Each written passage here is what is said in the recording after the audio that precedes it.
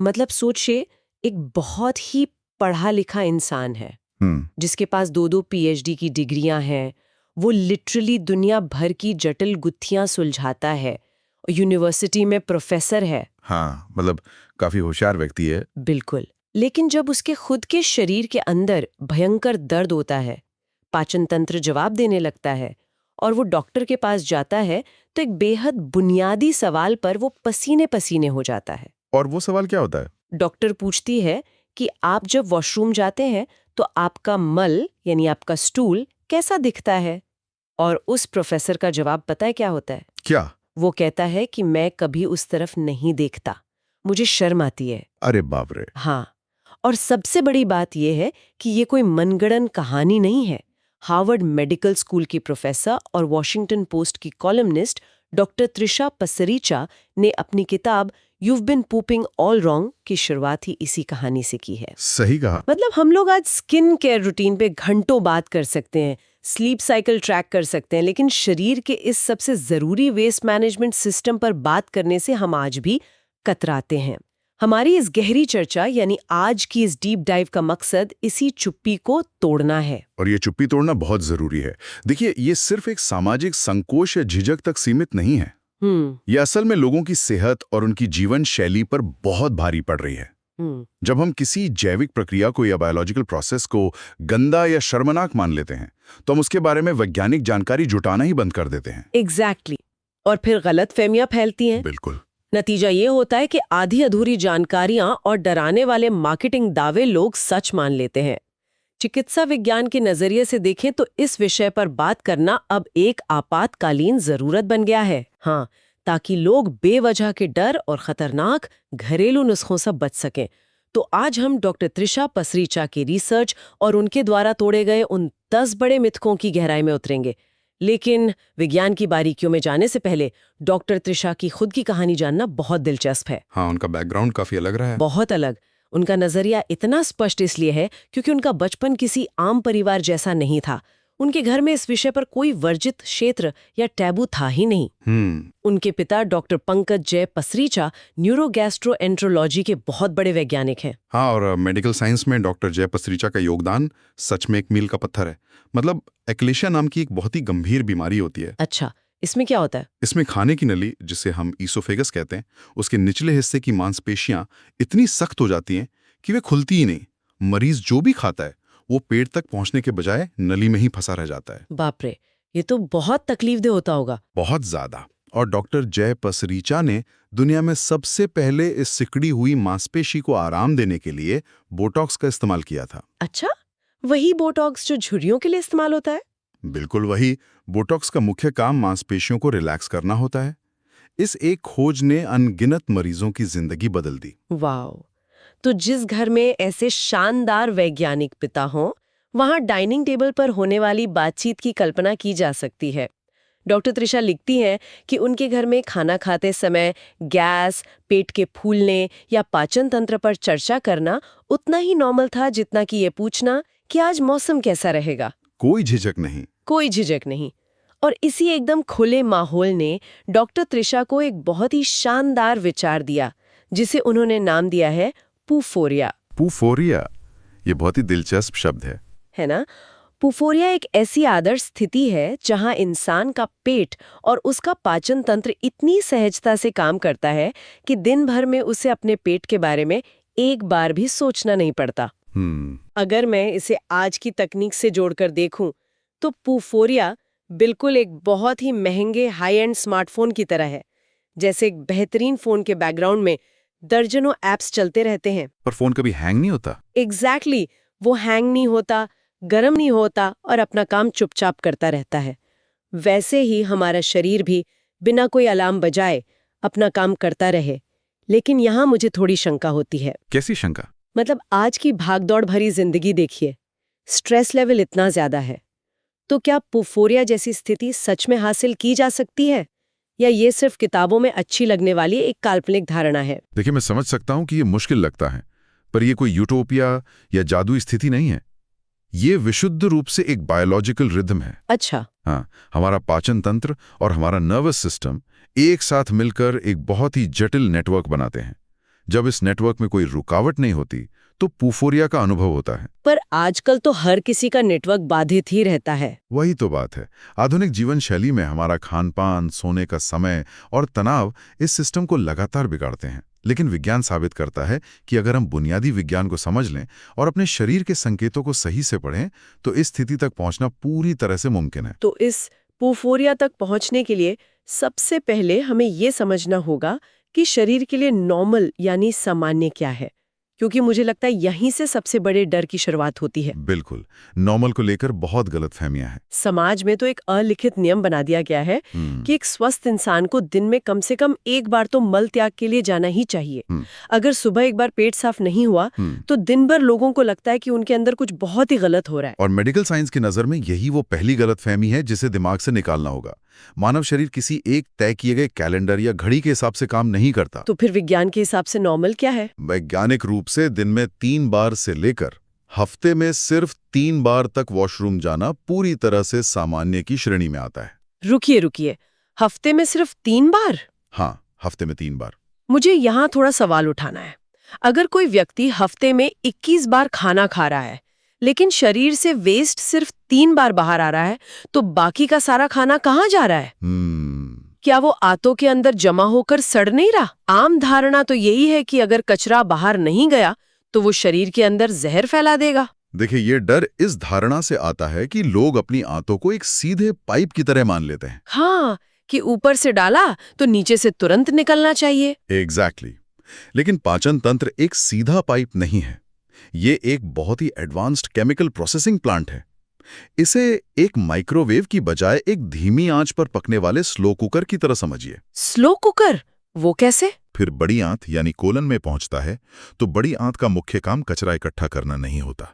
उसका काम उस पचे हुए तरल पदार्थ में से पानी और जरूरी इलेक्ट्रोलाइट्स को सोखना होता है। अच्छा, तो वो उस वेस्ट में से काम की चीजें निकाल रहा होता है। बिल्कुल, और इस प्रक्रिया में समय लगता है। अगर किसी व्यक्ति की बड़ी आंत ये काम धीमी गति से कर रही है तो मल को बाहर आने में ज्यादा समय लगेगा।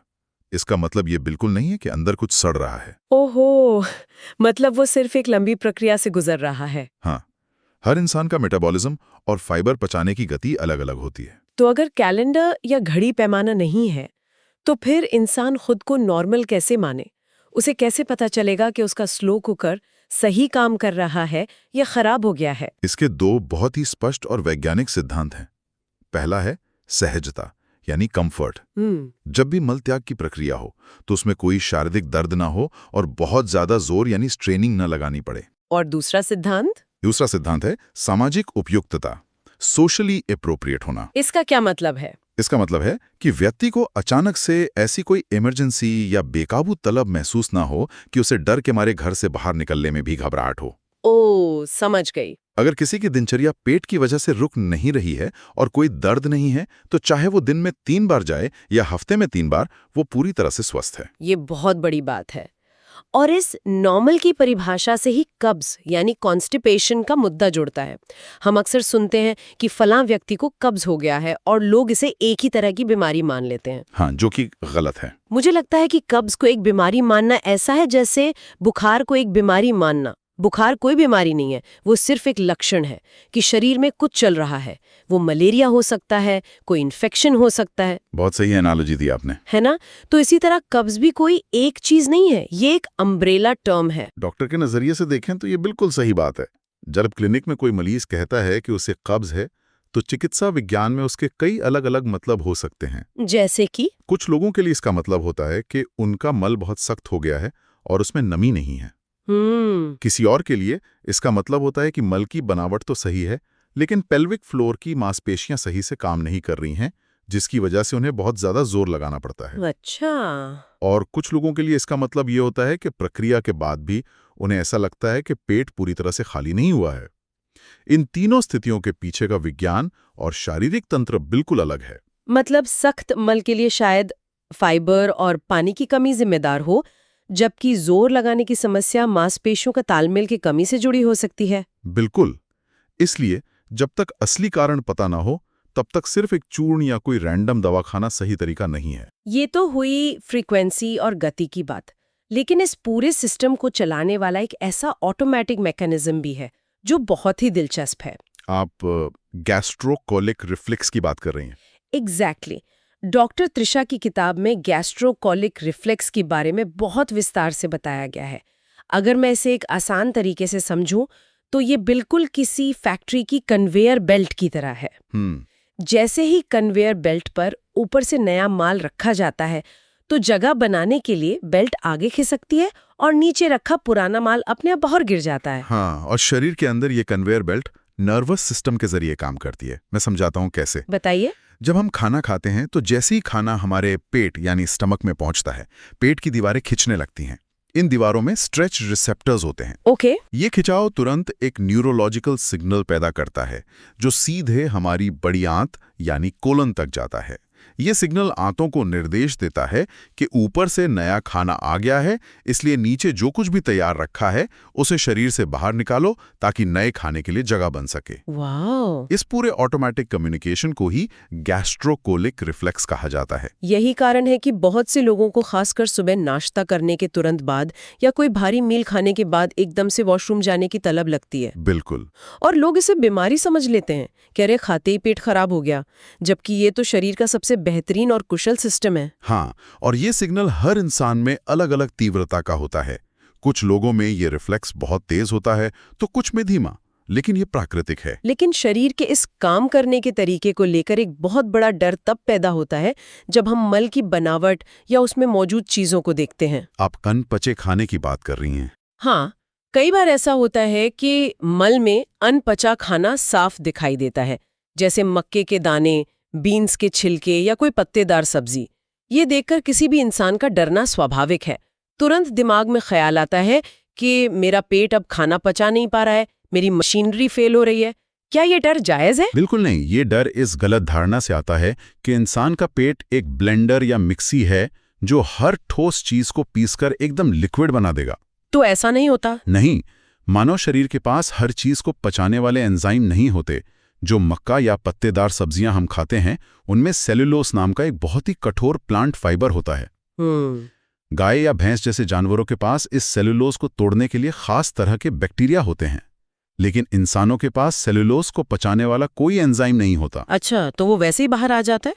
हाँ, इसलिए जब ये सेलुलोज बिना पचे शरीर से बाहर आता है तो ये मशीनरी के फेल होने का नहीं, बल्कि इस बात का सबूत है कि आपकी डाइट में भरपूर मात्रा में फाइबर शामिल है।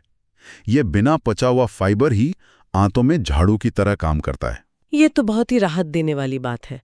और अगर रसायन विज्ञान की बात करें तो रंग को लेकर भी बहुत सी भ्रांतियां हैं। सबसे बड़ा मिथक ये है कि मल का भूरा रंग यानी ब्राउन कलर इसलिए होता है क्योंकि वो शरीर का कचरा है और कचरा हमेशा गंदा या भूरा ही दिखता है। ये भी एक बहुत बड़ी गलतफहमी है। रंग के पीछे का विज्ञान कचरे से नहीं बल्कि हमारे लिवर से जुड़ा है। लिवर से? कैसे? लिवर एक पीले हरे रंग का रसायन बनाता है जिसे पित्त या बाइल कहते हैं। ये बाइल फैट यानी वसा को पचाने में बहुत अहम भूमिका निभाता है। ओके। जब ये हरे रंग का बाइल हमारी आंतों से गुजरता है तो वहां मौजूद बैक्टीरिया इस पर काम करना शुरू करते हैं। इस रासायनिक प्रक्रिया में बाइल टूटता है और इसका रंग हरे से बदलकर भूरा हो जाता है। तो ये भूरा रंग एक स्वस्थ और सक्रिय पाचन तंत्र की निशानी है। बिल्कुल। अगर ये पित्त या बाइल अपना काम न करें या लिवर से आंतों तक न पहुंच पाए तो क्या होगा? अगर किसी ब्लॉकेज या लिवर की बीमारी की वजह से बाइल आंतों तक नहीं पहुंच पाता है तो मल का रंग भूरा नहीं रहेगा, वो रंगहीन होकर मिट्टी जैसा या हल्का सफेद हो जाएगा। ये शरीर का एक बहुत बड़ा अलर्ट सिग्नल है कि तुरंत डॉक्टर के पास जाना चाहिए। कमाल का सिस्टम है। हर चीज के पीछे एक पूरी केमिकल फैक्ट्री चल रही है। सच में। और जब केमिकल फैक्ट्री की बात हो ही रही है तो गैस या फार्ट्स की बदबू को कैसे छोड़ सकते हैं? ये माना जाता है कि पेट से निकलने वाली गैस स्वभाव से ही बदबूदार होती है और इसमें कुछ नहीं किया जा सकता। विज्ञान के आंकड़े यहाँ बहुत हैरान करने वाले हैं। ठीक। जो शरीर से गैस निकलती है उसका 99% हिस्सा nitrogen, oxygen, carbon dioxide, hydrogen और मीथेन जैसी गैसों से मिलकर बनता है। और ये सभी गैसें पूरी तरह से गंधहीन होती हैं। मतलब 99% गैस में कोई महक ही नहीं होती। रुकिए, तो अगर 99% गैस गंधहीन है तो फिर वो असहनीय बदबू कहाँ से आती है? वो सारी बदबू बचे हुए सिर्फ 1% हिस्से की वजह से होती है। बस 1%? हमारे माइक्रोबायोम में कुछ खास बैक्टीरिया होते हैं जो जब सल्फर वाले खाने जैसे ब्रोकली, पत्ता गोभी या कुछ मीट को तोड़ते हैं तो वे हाइड्रोजन सल्फाइड नाम की गैस बनाते हैं। ये हाइड्रोजन सल्फाइड ही सड़े हुए अंडे जैसी बदबू का कारण है। ओह, तो सारा खेल इस 1% का है। इसका कोई समाधान है क्या? विज्ञान के पास इसका भी एक बहुत ही दिलचस्प समाधान है। बिस्मिथ सबसालिसिलेट, जिसे पेप्टोबिस्मोल जैसी दवाओं में इस्तेमाल किया जाता है, वो पेट के अंदर इस हाइड्रोजन सल्फाइड गैस को 95% तक सोख सकता है। वाह, 95% तक? हाँ, हालांकि ऐसी किसी भी चीज का इस्तेमाल हमेशा डॉक्टरी सलाह पर ही होना चाहिए, लेकिन ये बताता है कि बदबू कोई अजेय चीज नहीं है, ये सिर्फ एक रासायनिक प्रतिक्रिया है। ये सारी वैज्ञानिक जानकारी हमें एक बहुत बड़े धोखे से बचा सकती है। बाजार में डर का व्यापार बहुत तेजी से फैल रहा है, जिसे हम डिटॉक्सिफिकेशन इंडस्ट्री कहते हैं। हाँ, ये आज के समय का बहुत बड़ा मार्केटिंग स्कैम है। बिल्कुल, मार्केटिंग वालों ने एक ऐसा भ्रम जाल बुना है जिसमें हमें ये विश्वास दिला दिया गया है कि हमारा शरीर और खासकर हमारी आंतें एक घर के गंदे पाइप की तरह हैं। जैसे घर के पुराने पाइपों में काई और कचरा जम जाता है और उसे साफ करने के लिए केमिकल डालना पड़ता है, वैसे ही आंतों को साफ करने के लिए महंगे जूस क्लेंज या डिटॉक्स ड्रिंक्स पीने जरूरी हैं। क्या सच में हमारी आंतों की दीवारों पर महीनों पुराना कचरा जमा रहता है? बिल्कुल भी नहीं। ये पाइप वाली एनालॉजी पूरी तरह से गलत है। घर का पाइप एक बेजान प्लास्टिक या लोहे का टुकड़ा है, लेकिन हमारी आंतें कोई प्लास्टिक का पाइप नहीं है, वे जीवित कोशिकाओं से बनी हैं। Living cells? हाँ, आंतों को एक सांप की तरह समझिए, जो समय समय पर अपनी पुरानी केंचली उतारता है। हमारी आंतों की अंदरूनी परत हर कुछ दिनों में पूरी तरह से झड़ जाती है और उसकी जगह नई कोशिकाएं ले लेती हैं। मतलब शरीर खुद को साफ कर रहा है? एग्जैक्टली। शरीर एक सेल्फ क्लीनिंग ओवन की तरह है। हमारा लिवर और कोलन प्राकृतिक रूप से जहर को बाहर निकालने का सबसे बेहतरीन सिस्टम है। जब कोई व्यक्ति महंगा डिटॉक्स जूस पीता है तो वो किसी जमे हुए कचरे को नहीं धो रहा होता। तो वो क्या कर रहा होता है? वो सिर्फ एक पूरी तरह से साफ और नई बनी जीवित परत के ऊपर से पानी बहा रहा होता है। विज्ञान में आंतों को बाहर से क्लिंस करने की कोई जरूरत नहीं है। और इसी मार्केटिंग के डर ने एक और बड़ा मिथक पैदा किया है। लोग लैक्सेटिव या जुलाब लेने से बहुत घबराते हैं। हाँ, लत लगने का डर। हाँ, उन्हें लगता है कि अगर उन्होंने ये दवाएं लीं तो आंतों की नसें खराब हो जाएंगी और शरीर को इनकी ऐसी लत लग जाएगी कि बिना दवा के वे कभी वॉशरूम नहीं जा पाएंगे। देखिए, दशकों पहले जो पुराने जमाने के लैक्सेटिव्स आते थे, उनके साथ ये समस्या थी कि वे बहुत आक्रामक होते थे। लेकिन आज का आधुनिक चिकित्सा विज्ञान बहुत आगे बढ़ चुका है। तो आजकल की दवाइयां सेफ हैं? पूरी तरह से। आज सेना या पॉलीइथाइलिन ग्लाइकॉल पर आधारित जो दवाएं आती हैं, वे पूरी तरह से सुरक्षित हैं। सेना आंतों की मांसपेशियों को हल्का सा उत्तेजित करता है और पानी खींचकर मल को मुलायम बनाता है। इससे नसों को कोई नुकसान नहीं पहुंचता और ना ही शरीर इनका आदी होता है। अगर फाइबर और पानी बढ़ाने के बाद भी समस्या बनी हुई है तो आधुनिक लैक्सेटिव का इस्तेमाल करना सुरक्षित है। ये बहुत अहम है कि हम विज्ञान पर भरोसा करें, लेकिन क्या विज्ञान हमेशा हर समस्या को पकड़ पाता है? आपका इशारा किस तरफ है? समाज में एक ऐसी बीमारी है जिसके बारे में बात करने से लोग डरते हैं, इरिटेबल बाउल सिंड्रोम यानी IBS। इंसान दर्द से तड़प रहा होता है, पेट में भयंकर ऐंठन होती है, लेकिन जब वो एंडोस्कोपी या कोलोनोस्कोपी करवाता है तो सारी रिपोर्ट्स एकदम नॉर्मल आती हैं। हाँ, ये बहुत आम बात है। शरीर के अंदर कोई ट्यूमर या सूजन नहीं दिखती। ऐसे में परिवार वाले और कभी-कभी डॉक्टर भी कह देते हैं कि सारी रिपोर्ट्स नॉर्मल हैं, तुम्हारा दर्द सिर्फ तुम्हारे दिमाग का वहम है। मेरा सवाल ये है कि अगर टेस्ट में कुछ नहीं आ रहा है तो क्या सच में समस्या दिमाग में है या फिर विज्ञान अभी इतना एडवांस नहीं है? ये चिकित्सा विज्ञान के सबसे चुनौतीपूर्ण पहलुओं में से एक है। देखिए, मरीज का दर्द और उसकी तकलीफ 100% असली है। उसे ये कहना कि ये दिमाग का वहम है, उसके दर्द का अपमान करना है। तो फिर रिपोर्ट्स नॉर्मल क्यों आती है? इसे हार्डवेयर और सॉफ्टवेयर की खराबी के रूप में समझना चाहिए।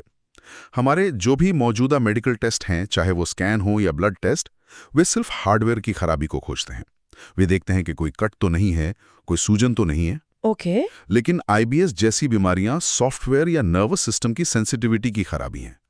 आंतों की दीवार में मौजूद नसें इतनी ज्यादा संवेदनशील हो जाती हैं कि सामान्य पाचन प्रक्रिया भी बहुत दर्दनाक महसूस होती है। अच्छा, मतलब नसें ओवर रिएक्ट कर रही हैं। बिल्कुल।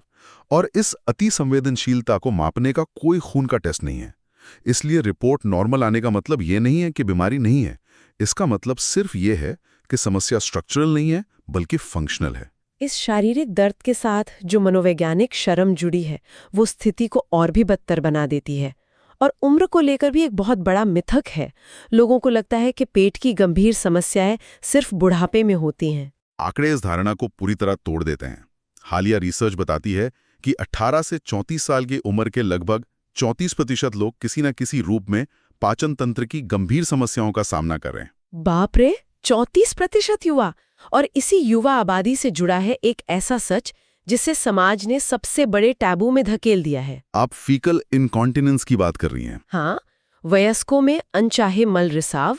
ये मान लिया गया है कि एक वयस्क इंसान कभी भी अपने कपड़ों में मल त्याग नहीं कर सकता।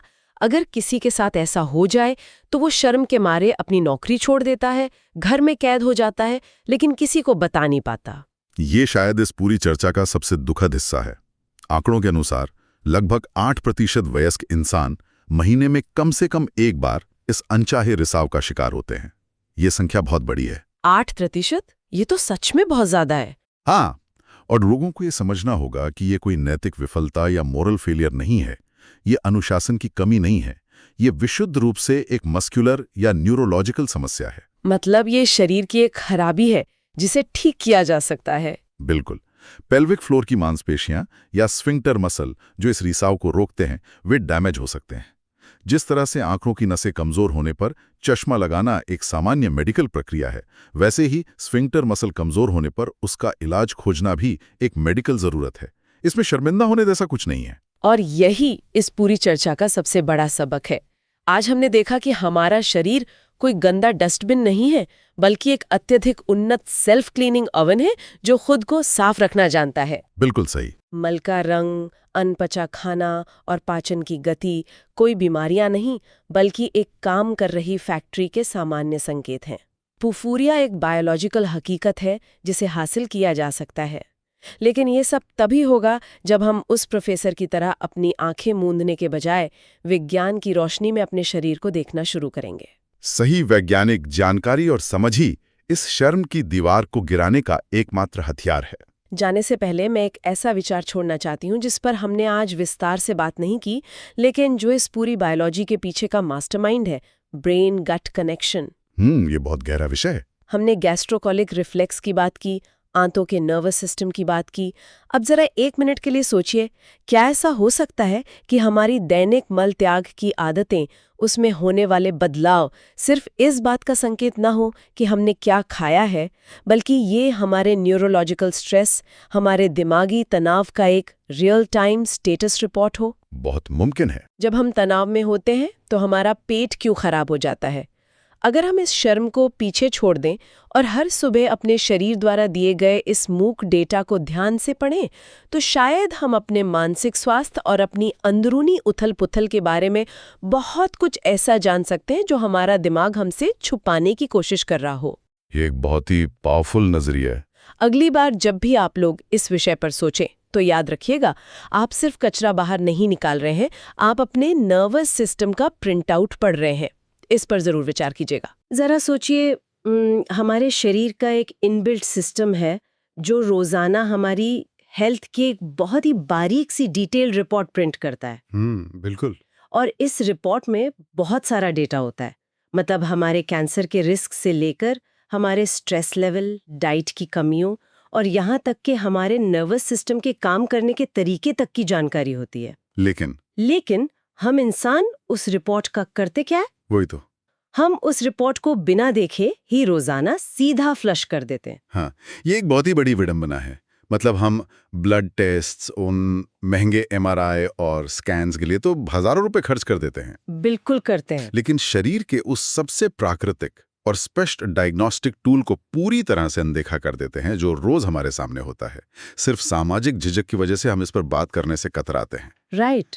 लेकिन अगर विज्ञान की नजर से देखें तो ये एक पूरा का पूरा डेटा सेंटर है। और आज के हमारे इस गहरे विश्लेषण का मिशन ही इसी सामाजिक झिझक को तोड़ना है। हम बात कर रहे हैं हमारे पाचन और मल यानी स्टूल के बारे में। हाँ, एक ऐसा विषय जिस पर लोग अमूमन बात नहीं करना चाहते। बिल्कुल, लेकिन अगर हम इसे एक वर्जित विषय मानना बंद कर दें तो हमें पता चलेगा कि मल का रंग और आकार हमारे शरीर के अंदर चल रहे जटिल बायोलॉजिकल डांस का सीधा सबूत है। एकदम सही कहा आपने। तो चर्चा की शुरुआत सबसे बुनियादी चीज से करते हैं, मतलब वो चीज जो फ्लश करने से पहले हम बस अपनी आंखों से देख सकते हैं। मुझे हमेशा ये लगता था कि ये बस एक वेस्ट प्रोडक्ट है, शरीर का कचरा जिसे बस बाहर निकालना है। ज्यादातर लोग यही सोचते हैं। हाँ, लेकिन हमारे सोर्सेज पढ़ने के बाद समझ आया कि ये असल में एक डेली डिपस्टिक टेस्ट की तरह है। ये बहुत ही सटीक एनालॉजी है। जिस तरह कार के इंजन में डिपस्टिक डालकर हम ऑयल का रंग और गाढ़ापन चेक करते हैं, ये जानने के लिए कि अंदर इंजन कैसा चल रहा है। हाँ, बिल्कुल ठीक उसी तरह मल का विजुअल चेक हमारी आंतों, लिवर और पेट की कार्यप्रणाली का आईना है। और इसमें सबसे पहला सुराग होता है रंग। विज्ञान की भाषा में इसे हम मल का एक पूरा कलर पैलेट या इंद्रधनुष कह सकते हैं, जहां हर रंग एक खास केमिकल रिएक्शन की कहानी सुनाता है। तो चलिए इस कलर पैलेट को थोड़ा डिकोड करते हैं। रंगों को हम दो हिस्सों में बांट लेते हैं। पहला जो हमारी डाइट से जुड़ा है और दूसरा जो सच में खतरे का संकेत है। ये सही अप्रोच रहेगी। अगर कोई हरा, नीला या यहाँ तक कि बैंगनी रंग देखता है तो पहली स्वाभाविक प्रतिक्रिया तो घबराहट ही होगी। मतलब ऐसा लगेगा जैसे शरीर के अंदर कोई एलियन इन्फेक्शन हो गया है। घबराहट होना तो तय है, लेकिन दिलचस्प बात यह है कि आमतौर पर इन रंगों में चिंता की कोई बात नहीं होती। अच्छा, सच में? हाँ, ये पूरी तरह से साधारण केमिस्ट्री है। अगर बहुत ज्यादा गहरे रंग की सब्जियां खाई गई हैं, जैसे पालक या केल, या शायद फूड कलरिंग वाली चीजें। बिल्कुल, ऐसे फूड प्रोडक्ट्स जिनमें सिंथेटिक फूड कलर या ब्लूबेरी का भारी इस्तेमाल हुआ है, होता क्या है कि शरीर उस पिगमेंट या रंग द्रव्य को पूरी तरह तोड़ नहीं पाता। तो वो सीधा बाहर आ जाता है? एकदम सही, वो रंग सीधा पाचन तंत्र से होता हुआ बाहर आ जाता है। ये बस इस बात का संकेत है कि खाना बहुत तेजी से प्रोसेस हो गया है। मतलब हरा और नीला रंग काफी हद तक सुरक्षित है, लेकिन पीला रंग? अगर रंग पीला है तो क्या ये सीधा वसा या फैट से जुड़ा है? हाँ, पीला रंग शरीर के फैट मेटाबॉलिज्म के बारे में बहुत कुछ बताता है। आजकल जैसे कीटो डाइट बहुत लोकप्रिय है। हाँ, जिसमें लोग बहुत ज्यादा फैट खाते हैं। राइट। तो जब आते हैं उस सारे फैट को ठीक से सोख नहीं पाती, तो वो मल के साथ बाहर आता है और उसे पीला, चिकना और कभी-कभी बहुत बदबूदार बना देता है। बाप रे! मेडिकल भाषा में इसे स्टिएटोरिया कहते हैं। हालांकि यहाँ एक पेंच भी है। कैसा पेच? ये जियार्डिया जैसे किसी आंतों के संक्रमण का भी संकेत हो सकता है। नियम यह है कि अगर पीले रंग के साथ दर्द, ऐंठन या बुखार नहीं है तो ये डाइट की वजह से है। और अगर लक्षण है तो ये इन्फेक्शन है। बिल्कुल। ओके, ये तो हुआ डाइट और इन्फेक्शन का असर। अब आते हैं उन रंगों पर जो शरीर के रेड अलर्ट है। अगर रंग लाल या मैरून है तो मुझे लगता है ये सीधा फ्रेश ब्लड यानी ताजे खून का संकेत है। हाँ, जैसे गैस्ट्रोइंटेस्टाइनल ट्रैक्ट के निचली हिस्से में कहीं ब्लीडिंग हो रही हो। आपका अनुमान बिल्कुल सही है। लाल या मैरून रंग निश्चित रूप से खतरे की घंटी है। पाचन तंत्र के निचले हिस्से में, जैसे बड़ी आंत या मलाशय में जब ब्लीडिंग होती है तो खून को पचने का या अपना रंग बदलने का समय नहीं मिलता, तो वो लाल ही रहता है। हाँ, इसके कई कारण हो सकते हैं, जैसे बवासीर या फिर ये आंतों के कैंसर जैसी किसी गंभीर बीमारी का शुरुआती संकेत भी हो सकता है। ऐसे लाल रंग को कभी भी नजरअंदाज नहीं करना चाहिए। अगर लाल रंग ताजे खून को दर्शाता है तो काले रंग के बारे में क्या? मैंने पढ़ा है कि काले रंग की तुलना एक बंद स्मार्टफोन की स्क्रीन या सड़क पर बिछने वाले टार से की जाती है। क्या इसका मतलब यह है कि ये पुराना खून है जो पाचन तंत्र में बहुत लंबा सफर तय करके आया है? ये एक बहुत ही बेहतरीन डिडक्शन है। बिल्कुल यही होता है। अगर मल गहरा, काला और चिपचिपा है तो ये अक्सर पेट के ऊपरी हिस्से में ब्लीडिंग का संकेत होता है। ऊपरी हिस्सा मतलब अमाशय या छोटी आंत? हाँ, जब वहाँ खून निकलता है तो वो पेट के तेज एसिड के साथ मिलता है। एसिड उस खून के हीमोग्लोबिन को ऑक्सीडाइज कर देता है और जब वो खून पूरे पाचन तंत्र से होकर गुजरता है तो एक केमिकल रिएक्शन के कारण उसका रंग लाल से बदल के गहरा काला हो जाता है। बाप रे, ये तो एक खतरनाक केमिकल रिएक्शन है। लेकिन क्या काला रंग हमेशा इंटरनल ब्लीडिंग ही होता है? क्या ऐसा नहीं हो सकता कि कोई बाहरी सप्लीमेंट या दवा इसका कारण हो? यह एक बहुत जरूरी सवाल है, क्योंकि संदर्भ के बिना हम गलत निष्कर्ष निकाल सकते हैं। हाँ, खून की कमी के लिए। राइट। आयरन जब शरीर में प्रोसेस होता है तो उसका बचा हुआ हिस्सा भी मल को बिल्कुल वैसा ही डरावना काला रंग दे सकता है। ओह, तो आयरन भी एक वजह है। और इतना ही नहीं, पेट खराब होने पर ली जाने वाली पेप्टोबिस्मोल जैसी दवाइयों में बिस्मुथ होता है, जो पेट के सल्फर के साथ मिलकर काला रंग बनाता है। इसलिए घबराने से पहले यह देखना चाहिए कि हाल ही में क्या दवाइयां ली गई हैं। ये जानना काफी राहत भरा है कि हर बार काला रंग इमरजेंसी नहीं होता। अब एक ऐसे रंग की बात करते हैं जो शरीर से रंग के पूरी तरह गायब होने जैसा है। आप सफेद रंग की बात कर रही हैं? हाँ, सफेद या मिट्टी जैसा रंग। मतलब हमारा जो सामान्य भूरा रंग है वो आता कहाँ से है, जो इसमें मिसिंग है? सामान्य भूरा रंग असल में पित्त यानी बाइल से आता है। लिवर पित्त बनाता है जो गॉल ब्लैडर में स्टोर होता है और फिर फैट को पचाने के लिए आंतों में छोड़ा जाता है।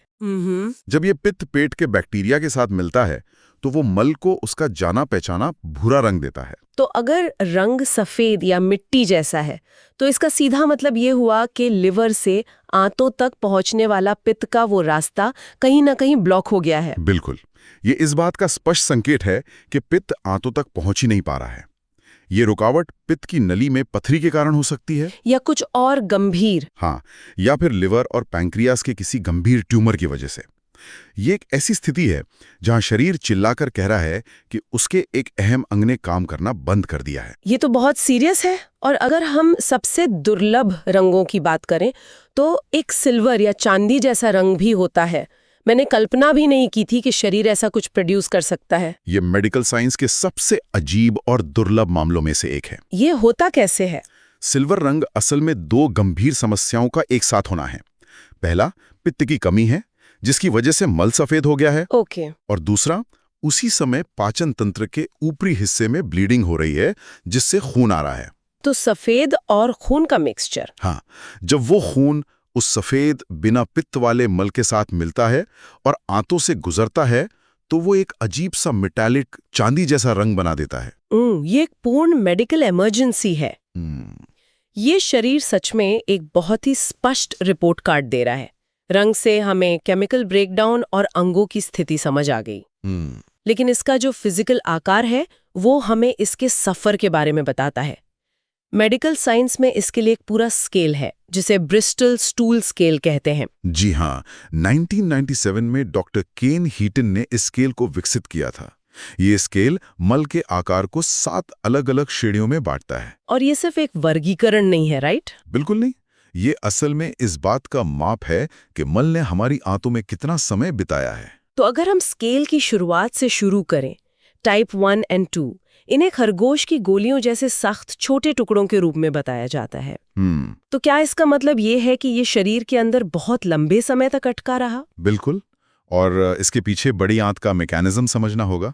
बड़ी आंत का मुख्य काम होता है पानी को सोखना। यह शरीर का एक तरह का वाटर रिक्लेमेशन प्लांट है। पानी वापस सोखने वाला प्लांट। हाँ, जब पाचन बहुत धीमा होता है और मल बड़ी आंत में जरूरत से ज्यादा समय बिताता है तो आंत अपना काम करते हुए उसमें से लगातार पानी सोखती रहती है। और इसका नतीजा ये होता है कि वो एकदम सूख जाता है। एकदम सही। मल अपनी सारी नमी खो देता है और सख्त सूखे टुकड़ों यानी टाइप 1 या 2 में बदल जाता है। यह गंभीर कब्ज का सबसे बड़ा लक्षण है। और इसके ठीक विपरीत अगर हम स्केल के दूसरे छोर पर जाएं, यानी टाइप 6 और 7 जो बहुत नरम या पूरी तरह से पानी जैसे होते हैं, वो डायरिया का संकेत है। मतलब ये इतनी तेजी से आंत से गुजरा कि आंत को पानी सोखने का समय ही नहीं मिला। एकदम सही कहा आपने। टाइप 6 और 7 में शरीर किसी टॉक्सिन या इन्फेक्शन को जल्द से जल्द बाहर निकालने की कोशिश कर रहा होता है, इसलिए पानी सोखने की प्रक्रिया बीच में ही रोक दी जाती है। लेकिन इन दोनों अतियों के बीच आता है टाइप 4 जिसे गैस्ट्रोएंटेरोलॉजिस्ट द होली ग्रेल कहते हैं। हाँ, द होली ग्रेल। एक चिकने सॉसेज या सांप जैसा आकार। ये सबसे आदर्श क्यों माना जाता है? क्योंकि टाइप 4 ये बताता है कि शरीर के अंदर पानी का संतुलन और मल के आगे बढ़ने की गति दोनों बिल्कुल परफेक्ट तालमेल में हैं। न ज्यादा तेज न ज्यादा धीमा। बिल्कुल। ये न तो इतना धीमा था कि सारा पानी सूख जाए और न इतना तेज कि पानी बना रहे। ये बिना किसी अतिरिक्त प्रयास या दर्द के शरीर से आसानी से बाहर आ जाता है। यह बहुत दिलचस्प है। लेकिन अब मेरे दिमाग में एक तार्किक सवाल आ रहा है। पूछिए। एक स्वस्थ शरीर इस परफेक्ट टाइप 4 नतीजे तक पहुंचता कैसे है? इसकी यांत्रिकी या मैकेनिक्स क्या है? मतलब हम इसे किसी मशीन की तरह कैसे समझें? इस पूरी यांत्रिकी को समझने के लिए मेडिकल साइंस 3P सिद्धांत का इस्तेमाल करता है। 3P? हाँ, इसे आप एक टूथपेस्ट ट्यूब से पेस्ट निकालने की प्रक्रिया की तरह समझ सकती हैं। ये 3P हैं: प्रोपल्शन, प्लायबिलिटी और पेल्विक फ्लोर। तो चलिए इस 3P मैकेनिज्म के पुर्जे खोलते हैं। पहला है प्रोपल्शन। मुझे लगता है इसका सीधा मतलब है धकेलना या पीछे से दबाव बनाना। आंतें ये दबाव कैसे बनाती हैं? प्रोपल्शन का काम हमारी आंतों की मांसपेशियां करती हैं। हमारी बड़ी आंत में खास तरह की शक्तिशाली लहरें उठती हैं जिन्हें HPCS कहा जाता है। HPCS? हाँ, हाई एम्पलीट्यूड प्रोपेगेटिंग कॉन्ट्रैक्शंस। ये आंतों के सिकुड़ने की बहुत तेज लहरें हैं जो मल को आगे की तरफ धकेलती हैं, ठीक वैसे ही जैसे आप टूथपेस्ट की ट्यूब को पीछे से दबाते हैं। और क्या ये लहरें पूरे दिन ऐसे ही चलती रहती हैं या इनका कोई खास समय होता है? ये सबसे अहम बात है। ये HPCS लहरें दिन भर नहीं चलती। अच्छा। ये 24 घंटे में सिर्फ कुछ ही बार आती हैं और सबसे ज्यादा शक्तिशाली तब होती हैं जब हम सुबह सोकर उठते हैं। ओह, तो मॉर्निंग का टाइम। बिल्कुल। उठने के बाद पहले 1 घंटे में जब हमारा पूरा नर्वस सिस्टम जागता है, तब ये लहरें अपने चरम पर होती हैं। इसीलिए सुबह का समय मल त्याग के लिए सबसे प्राकृतिक और आसान माना जाता है। वाओ, इसका मतलब है कि अगर हम सुबह की भागदौड़ में इस नेचुरल अलार्म को इग्नोर कर दें, उस सिग्नल को दबा दें, तो हम एक बहुत बड़ी गलती कर रहे हैं। बहुत बड़ी गलती। क्योंकि दिन के बाकी समय हम असल में बिना पीछे के दबाव के सिर्फ आगे से उस टूथपेस्ट को बंद ट्यूब से जबरदस्ती निकालने की कोशिश कर रहे होते हैं। मतलब हम अपनी मांसपेशियों के खिलाफ लड़ रहे होते हैं। आपने बिल्कुल सही पकड़ा। जब प्राकृतिक लहरें नहीं होती और हम जोर लगाते हैं तो हम शरीर के डिजाइन के खिलाफ जा रहे होते हैं। और यहीं पर हमारा दूसरा P काम आता है, प्लायबिलिटी, जिसका मतलब है लचीलापन या कोमलता। हाँ, अगर मल सख्त है यानी टाइप 1, तो कोई भी लहर उसे आसानी से धकेल नहीं पाएगी। उसे नरम होना चाहिए। और यहाँ डाइट का रोल आता है ना? फाइबर के बारे में हम सबने सुना है, लेकिन फाइबर असल में करता क्या है? क्या ये सिर्फ मल का वजन बढ़ाता है? फाइबर का काम बहुत ही मैकेनिकल है। जो घुलनशील फाइबर होता है वो शरीर में पचता नहीं है। वो बड़ी आंत में जाकर एक जेल या स्पंज की तरह काम करता है। एक स्पंज की तरह? हाँ, ये स्पंज पानी को अपने अंदर सोख कर रखता है और आंत को वो पानी वापस शरीर में खींचने से रोकता है। ओह, तो वो सूखने नहीं देता? बिल्कुल। इसी वजह से मल में नमी बनी रहती है, वो नरम और लचीला रहता है और आसानी से ट्यूब में आगे बढ़ सकता है। समझ गई। प्रोपल्शन ने धक्का दिया, फाइबर ने उसे नरम रखा। अब आते हैं तीसरे P पर, पेल्विक फ्लोर। हाँ, अगर हम अपनी उसी टूथपेस्ट एनालॉजी को जारी रखें तो ये पेल्विक फ्लोर उस ट्यूब की टोपी या ढक्कन है ना? बिल्कुल सटीक। पेल्विक फ्लोर असल में उन मांसपेशियों का समूह है जो मलाशय के द्वार को नियंत्रित करती हैं। सही यांत्रिकी यह है कि जब HPCs की लहर मल को नीचे धकेलती है तो पेल्विक फ्लोर की मांसपेशियों को रिलैक्स होना चाहिए। मतलब उन्हें खुलना चाहिए। हाँ, ये एक प्राकृतिक तालमेल है। लेकिन अगर कोई इंसान गलत तरीके से जोर लगाता है तो क्या होता है? क्योंकि रिसर्च बताती है कि लोग अक्सर इन मांसपेशियों को रिलैक्स करने के बजाय उल्टा कस लेते हैं। हाँ, और इसी मैकेनिकल फेलियर को पेल्विक फ्लोर डिसफंक्शन कहा जाता है। ये तब होता है जब शरीर पूरी तरह असमंजस में पड़ जाता है। आप जोर लगा रहे हैं लेकिन दर्द या गलत आदत की वजह से आपकी नीचे की मांसपेशियां सिकुड़ जाती हैं। जैसे आप दरवाजा धकेलकर बाहर जाने की कोशिश कर रहे हैं लेकिन आपने खुद ही अंदर से दरवाजे की कुंडी लगा रखी हो। एकदम परफेक्ट एनालॉजी। और ये लगातार होने वाला टकराव आगे चलकर बवासीर, फिशर और क्रॉनिक कब्ज जैसी बहुत गंभीर बीमारियां पैदा करता है। सब चीजों को, मतलब इन लहरों को, मांसपेशियों के खुलने और बंद होने को कंट्रोल कौन कर रहा है? ये बहुत अच्छा सवाल है। इन सब का कमांड सेंटर कहाँ है? क्या ये सब सीधा हमारे दिमाग से कंट्रोल हो रहा है? यहीं पर विज्ञान सबसे बड़ा खुलासा करता है। ये जो कमांड सेंटर है ना, ये हमारे सिर वाले दिमाग में नहीं है। क्या बात कर रहे हैं? जी हाँ, हमारे पाचन तंत्र का अपना एक स्वतंत्र नर्वस सिस्टम है जिसे एंटेरिक नर्वस सिस्टम कहते हैं। वैज्ञानिकों की भाषा में यह हमारा दूसरा दिमाग है। दूसरा दिमाग? ये सुनने में तो किसी साइंस फिक्शन फिल्म जैसा लगता है। हम तो हमेशा मानते हैं कि हमारी सोच, हमारे फैसले, हमारी भावनाएं सब हमारे सिर वाले मस्तिष्क की उपज है। लेकिन रिसर्च का एक फैक्ट सच में बहुत चौंकाने वाला है।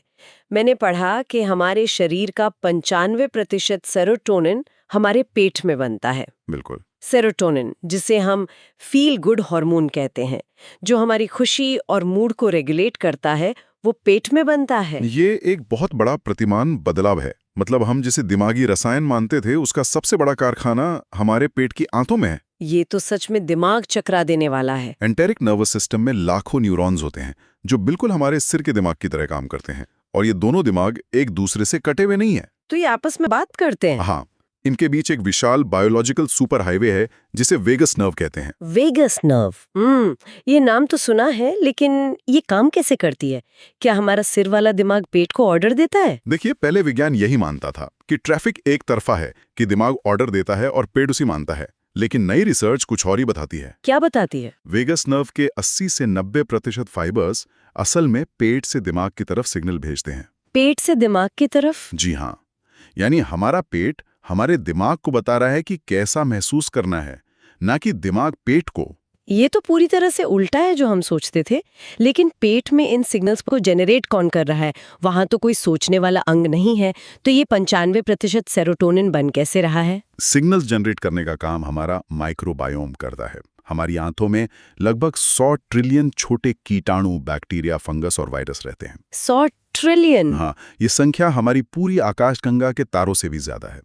ये सिर्फ वहां पड़े नहीं है, ये हमारे खाए हुए भोजन को तोड़ते हैं और उस प्रक्रिया में सेरोटोनिन और डोपामाइन जैसे केमिकल्स बनाते हैं। 100 ट्रिलियन बैक्टीरिया।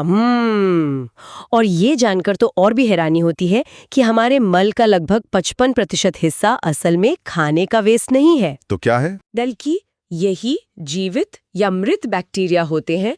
ये भारी मात्रा में हमारे शरीर से बाहर निकलते हैं। बिल्कुल, वे हमारी आंतों में लगातार पनप रहे हैं और मर रहे हैं। तो अगर ये बैक्टीरिया हमारे पेट में सेरोटोनिन बना रहे हैं और वेगस नर्व के जरिए हमारे दिमाग को सिग्नल भेज रहे हैं, तो इसका एक बहुत ही गहरा मतलब निकलता है। क्या? जब हम रोजमर्रा की जिंदगी में कहते हैं कि मुझे गट फीलिंग आ रही है कि ये काम सही नहीं है या मुझे घबराहट हो रही है, तो क्या असल में ये 100 ट्रिलियन सूक्ष्म जीव हमारे दिमाग को कंट्रोल कर रहे हैं? आप एकदम सही दिशा में सोच रही हैं। तो क्या हमारी फूड क्रेविंग्स भी इन्हीं की देन है? ये बिल्कुल सच है।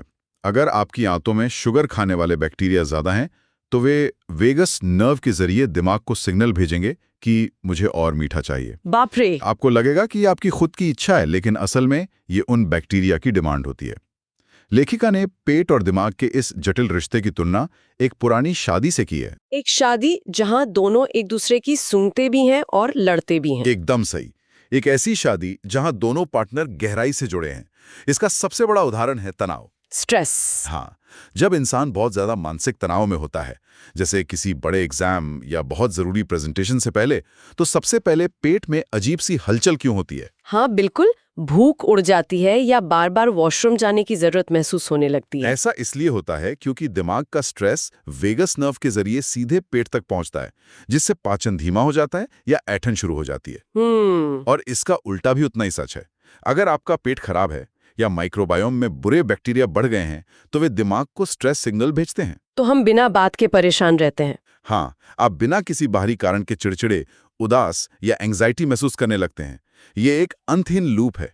पेट और दिमाग पूरी तरह से एक दूसरे से गुंथे हुए हैं। ये एक बहुत ही जबरदस्त जानकारी है। तो अगर हम आज के इस पूरे विश्लेषण को एक धागे में पिरोएं, हमने शुरुआत की थी एक विजुअल चेक से। हाँ, मल का वो इंद्रधनुषी कलर पैलेट हमें बताता है कि हमारे केमिकल्स और लिवर कैसे काम कर रहे हैं।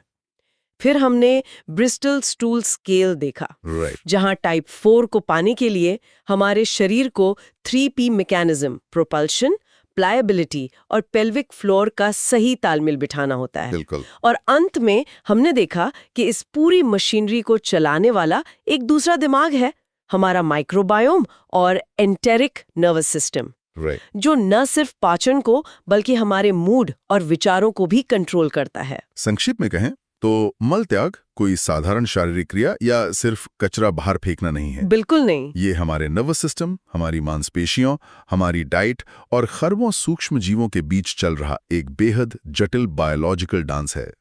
ये शरीर का वो डेली डेटा लॉग है जो हमारी संपूर्ण सेहत का सबसे ईमानदार आईना है। ये सच में हमारे शरीर के काम करने के तरीके को देखने का नजरिया पूरी तरह बदल देता है। और इस पूरी चर्चा के अंत में एक बहुत ही गहरी और शायद विज्ञान को झकझोर देने वाली बात सामने आती है। वो क्या? नई मेडिकल रिसर्च इशारा कर रही है कि बचपन के गंभीर मानसिक तनाव, एंजाइटी और यहाँ तक कि पार्किंसंस जैसी गंभीर न्यूरोलॉजिकल बीमारियों की शुरुआत शायद दिमाग में होती ही नहीं है। जी हाँ, ये सच है। वैज्ञानिकों को अब पेट में अल्फा सिन्यूक्लिन जैसे ऐसे प्रोटीन मिल रहे हैं जो पार्किंसंस का कारण बनते हैं और वे वेगस नर्व के रास्ते दिमाग तक सफर करते हैं। ये न्यूरोलॉजी का एकदम नया फ्रंटियर है। तो ये हम सबके लिए सोचने वाली बात है। सदियों से हम पार्किंसंस, अल्जाइमर या गंभीर डिप्रेशन जैसी बीमारियों का इलाज इंसान के सिर के दिमाग में खोज रहे हैं। लेकिन अगर ये बीमारियां असल में हमारी आंतों में, हमारे माइक्रोबायोम में शुरू होती हैं, तो क्या ऐसा नहीं हो सकता कि मेडिकल साइंस इतने सालों से शरीर के गलत हिस्से का इलाज कर रहा हो? ये एक बहुत ही वैलिड सवाल है। क्या बीमारियों से लड़ने के लिए हमें अपना पूरा फोकस दिमाग से हटाकर हमारे पेट, हमारे उस दूसरे दिमाग पर केंद्रित नहीं कर देना चाहिए? बिल्कुल, इस पे विचार होना चाहिए। क्या सच में हमारा दूसरा दिमाग ही हमारा प्राथमिक दिमाग है? ये एक ऐसा सवाल है जो विज्ञान की नींव हिला सकता है और जिस पर हमें तब जरूर विचार करना चाहिए जब हम अगली बार फ्लश करने से पहले रुककर उन 5 सेकंड का विजुअल चेक करें। जब हम किसी बीमारी या मेडिकल डायग्नोसिस के बारे में सोचते हैं ना, तो हमारे दिमाग में एक बहुत ही सटीक और साफ तस्वीर उभरती है। बिल्कुल, एकदम किसी इंजीनियरिंग ब्लूप्रिंट की तरह। हाँ, एग्जैक्टली। मतलब अगर किसी इंसान की हड्डी टूट गई है तो एक्सरे में वो टूटी हुई सफेद लाइन बिल्कुल साफ दिखेगी। डॉक्टर उस पर उंगली रखेगा और कहेगा कि समस्या ठीक इसी जगह पर है। और हम इंसानों को ना ऐसी स्पष्टता से बड़ा सुकून मिलता है। सुकून इसलिए क्योंकि ये एक बाइनरी सिस्टम है, मतलब हड्डी या तो जुड़ी है या टूटी है। सही बात है। लेकिन आज की इस गहन चर्चा में हम जिस स्रोत को खंगालने वाले हैं, वहां ये एक्सरे मशीन वाला सीधा गणित पूरी तरह फेल हो जाता है। बिल्कुल फेल हो जाता है, क्योंकि जैसे ही हम न्यूरो डेवलपमेंट, ट्रॉमा और शरीर के अंदरूनी संवाद की दुनिया में कदम रखते हैं, हम एक ऐसे परिदृश्य में पहुंच जाते हैं जो सतह से बहुत धुंधला और जटिल लगता है। और ये धुंधलापन तब अपने चरम पर होता है जब बात हमारे पेट और दिमाग के कनेक्शन की हो। बहुत ही पेचीदा कनेक्शन है ये। तो आज हम डॉक्टर त्रिशा के हालिया शोध और उनकी नई किताब के अंशों पर गौर कर रहे हैं। हमारा मिशन इस तथ्य को डीकोड करना है कि कैसे हमारा पेट सिर्फ एक ग्राइंडर या खाना पचाने वाली मशीन नहीं है। हाँ, बल्कि ये दिमाग, भावनाओं और भविष्य की सेहत को कंट्रोल करने वाला एक बहुत बड़ा कमांड सेंटर है। बिल्कुल, हम हमेशा सोचते हैं कि दिमाग राजा है और पेट सिर्फ उसका आदेश मानता है, लेकिन आज के स्रोत ये साबित करते हैं कि एक 2-वे हाईवे है और इस हाईवे पर नियम बिल्कुल अलग है। चलिए इसे थोड़ा विस्तार से समझते हैं। देखिए, यहाँ जो बात सबसे दिलचस्प है वो ये है कि विज्ञान अब उन चीजों को साबित कर रहा है जिन्हें हम सदियों से सिर्फ पेट की गड़बड़ी मानते आ रहे थे। मतलब जिन्हें हम बस मामूली गैस या एसिडिटी समझकर छोड़ देते हैं। हाँ। शरीर में कोई भी सिस्टम अकेले काम नहीं करता। गट ब्रेन कनेक्शन कोई मुहावरा नहीं है, ये हमारी एनाटॉमी का सबसे व्यस्त हाईवे है। तो इसी हाईवे पर चलते हुए सबसे पहले रोजमर्रा के उन अनुभवों को देखते हैं जो हम सबने महसूस किए हैं। जैसे किसी बड़े इंटरव्यू या स्टेज पर जाने से ठीक पहले पेट में जो अचानक अजीब सी मरोड़ या तितलियां उड़ने का एहसास होता है ना। वो बहुत ही आम अनुभव है। डॉक्टर त्रिशा की रिसर्च इसे सीधे 1940 के दशक के एक ऐतिहासिक और बहुत ही चौंकाने वाले डेटा से जोड़ती है। लंदन पर जब ब्लिट्स यानी भयानक हवाई हमले हो रहे थे, तब का डेटा। द्वितीय विश्व युद्ध के उस खौफनाक दौर में ना, लंदन के डॉक्टरों ने एक अजीब मेडिकल पैटर्न देखा था। अच्छा, कैसा पैटर्न? शहर पर बम गिर रहे थे, लोग खौफ में थे और उसी दौरान अस्पतालों में अचानक परफोरेटेड अल्सर के मामलों की बाढ़ आ गई। परफोरेटेड अल्सर यानी पेट में छेद वाले अल्सर? बिल्कुल, ये कोई साधारण एसिडिटी नहीं थी। लोगों के पेट की दीवारों में सचमुच छेद हो रहे थे। केवल डर और भारी मानसिक तनाव पेट की भौतिक संरचना को फाड़ रहा था। अरे बाप रे, ये कल्पना करना भी सिहरन पैदा करता है कि केवल एक विचार या डर शरीर को अंदर से ऐसे फाड़ सकता है। हाँ, और विज्ञान ने अब इसके पीछे के असली मुजरिम की पहचान कर ली है। इसे CRF कहते हैं, यानी कॉर्टिकोट्रोपिन रिलीजिंग फैक्टर। तो स्रोत बताते हैं कि जब भी दिमाग कोई बड़ा खतरा या तनाव भांपता है तो वो इस CRF नाम के स्ट्रेस मास्टर मॉलिक्यूल को शरीर में छोड़ देता है। सही कहा ना? एकदम सही। और ये CRF मॉलिक्यूल खून में मिलते ही पाचन तंत्र पर एक साथ दो बिल्कुल उल्टे और तीव्र हमले करता है। उल्टे हमले मतलब क्या करता है ये? पहली चीज ये करता है कि ये हमारे ऊपरी पाचन तंत्र यानी स्टमक की गति को लगभग शून्य कर देता है, उसे पूरी तरह जाम कर देता है। अच्छा, इसीलिए भारी तनाव में अचानक मतली आने लगती है, ऐसा लगता है जैसे खाया हुआ खाना गले तक आ गया हो। बिल्कुल, और ठीक उसी पल ये मॉलिक्यूल निचले पाचन तंत्र यानी बड़ी आंत की गति को कई गुना बढ़ा देता है। तो ये सीआरएफ असल में एक घबराए हुए ट्रैफिक पुलिस वाले की तरह बर्ताव कर रहा है। हाँ, ये बहुत अच्छी उपमा है। मतलब चौराहे पर अचानक कोई बड़ा खतरा दिखा तो उस पुलिस वाले ने घबराहट में एक तरफ का सारा ट्रैफिक यानी स्टमक को पूरी तरह से रोक दिया। और दूसरी तरफ क्या किया? दूसरी तरफ के ट्रैफिक यानी बड़ी आंत को अंधाधुंध तेजी से भागने का इशारा कर दिया, जिसकी वजह से डायरिया या पेट खराब होने की स्थिति बन जाती है। एग्जैक्टली। अगर हम इसे बड़े परिदृश्य से जोड़ें तो ये ट्रैफिक पुलिस वाला पागल नहीं हुआ है, वो लाखों साल पुरानी एक इवोल्यूशनरी स्क्रिप्ट पढ़ रहा है। इवोल्यूशनरी स्क्रिप्ट मतलब सर्वाइवल से जुड़ा कुछ? हाँ, ये एक सर्वाइवल मैकेनिज्म है। प्राचीन काल में जब इंसान के सामने अचानक कोई शेर आ जाता था तो शरीर को खाना पचाने जैसी लग्जरी के लिए ऊर्जा बर्बाद नहीं करनी होती थी। अरे वाह, ये तो बहुत लॉजिकल है। स्टमक को इसलिए रोका जाता है ताकि सारी ऊर्जा भागने के लिए मांसपेशियों में जा सके, और बड़ी आंत को इसलिए तेजी से खाली किया जाता है ताकि शरीर का वजन कम हो और इंसान तेजी से दौड़ सके। सच में हैरत अंगेज है। यानी हमारा शरीर आज भी ऑफिस की डेडलाइन या एग्जाम के स्ट्रेस को शेर के हमले की तरह ही ट्रीट कर रहा है। बिल्कुल, शरीर को फर्क नहीं पता कि खतरा असली है या दिमागी। लेकिन अगर एक पल का तनाव एक वयस्क इंसान के पेट में इतनी भारी उथल-पुथल मचा सकता है, तो क्या होता होगा जब ये तनाव किसी ऐसे शरीर पर पड़े जो अभी पूरी तरह विकसित ही नहीं हुआ है? आपका मतलब बचपन के समय? हाँ, मैं सोच रहा था कि क्या पेट के पास अपने शुरुआती दिनों को याद रखने की कोई मेमोरी होती है? क्या बचपन की यादें पेट में दर्ज होती हैं? यहाँ जो बात सबसे दिलचस्प है वो ये है कि हमारा पेट सचमुच एक बायोलॉजिकल हार्ड ड्राइव की तरह काम करता है। डॉक्टर जय पसरीचा का शोध इसका सबसे बड़ा प्रमाण है। चूहों वाला शोध ना? हाँ, उन्होंने चूहों के बच्चों पर एक प्रयोग किया। जन्म के ठीक बाद जब चूहों का नर्वस सिस्टम अभी बनी रहा था, तब उनके पेट में बहुत ही मामूली सी जलन पैदा की गई। तो जब वे चूहे बड़े हुए तब क्या असर दिखा? वैज्ञानिक ये देखकर हैरान रह गए कि वे वयस्क चूहे पेट के मामले में पूरी तरह हाइपर सेंसिटिव हो चुके थे। मतलब बचपन की उस छोटी सी परेशानी ने उनकी शरीर की वायरिंग हमेशा के लिए बदल दी। बिल्कुल, और सिर्फ चूहों में नहीं। हाँ, डॉक्टर त्रिशा की किताब में एक स्वीडिश डेटा का भी जिक्र है जो इसे सीधे इंसानों से जोड़ता है। हाँ, उस स्वीडिश अध्ययन में देखा गया कि जिन नवजात इंसानी बच्चों की जन्म के तुरंत बाद स्टमक सक्शनिंग हुई थी, जो कि नली डालकर पेट साफ करने की एक रूटीन प्रक्रिया होती है ना? सही कहा, तो उन बच्चों में बड़े होने पर IBS यानी इरिटेबल बाउल सिंड्रोम होने का खतरा असामान्य रूप से अधिक पाया गया। तो क्या इसका मतलब ये है कि हमारा पेट एक हवाई जहाज के ब्लैक बॉक्स की तरह है जिसने बचपन के शुरुआती झटकों को एक बार रिकॉर्ड कर लिया और अब वो जानकारी हमेशा के लिए लॉक हो गई है? ब्लैक बॉक्स वाली बात एक हद तक सही दिशा में है, लेकिन पेट का विज्ञान इससे थोड़ा और गहरा है। वो कैसे? ब्लैक बॉक्स सिर्फ जानकारी रिकॉर्ड करता है, लेकिन बचपन में पेट का नर्वस सिस्टम, जिसे एंटेरिक नर्वस सिस्टम कहते हैं, वो बहुत कोमल और लचीला होता है। प्लास्टिसिटी होती है उसमें। हाँ, जब कोई शुरुआती दर्द या तनाव उस कोमल सिस्टम से टकराता है तो तंत्रिकाएं अपने जुड़ने का तरीका ही बदल लेती हैं। शरीर उस छोटे से दर्द को दुनिया बहुत खतरनाक है वाले अलार्म के रूप में रजिस्टर कर लेता है। और इसका नतीजा यह होता है कि जब वो इंसान बड़ा होता है तो साधारण खाना पचने की जो सामान्य प्रक्रिया है, जिसे महसूस भी नहीं होना चाहिए, बिल्कुल, उस बदली हुई वायरिंग के कारण वो सामान्य प्रक्रिया भी दिमाग तक खतरे और तेज दर्द के अलार्म के रूप में पहुंचती है। अरे बाप रे! इसे विसरल हाइपरसेंसिटिविटी कहते हैं। ये कोई मनोवैज्ञानिक समस्या नहीं है, ये नसों की भौतिक बनावट में आया बदलाव है जो बचपन से शुरू हुआ था। ये समझना बहुत जरूरी है कि शरीर अपना इतिहास कभी नहीं भूलता।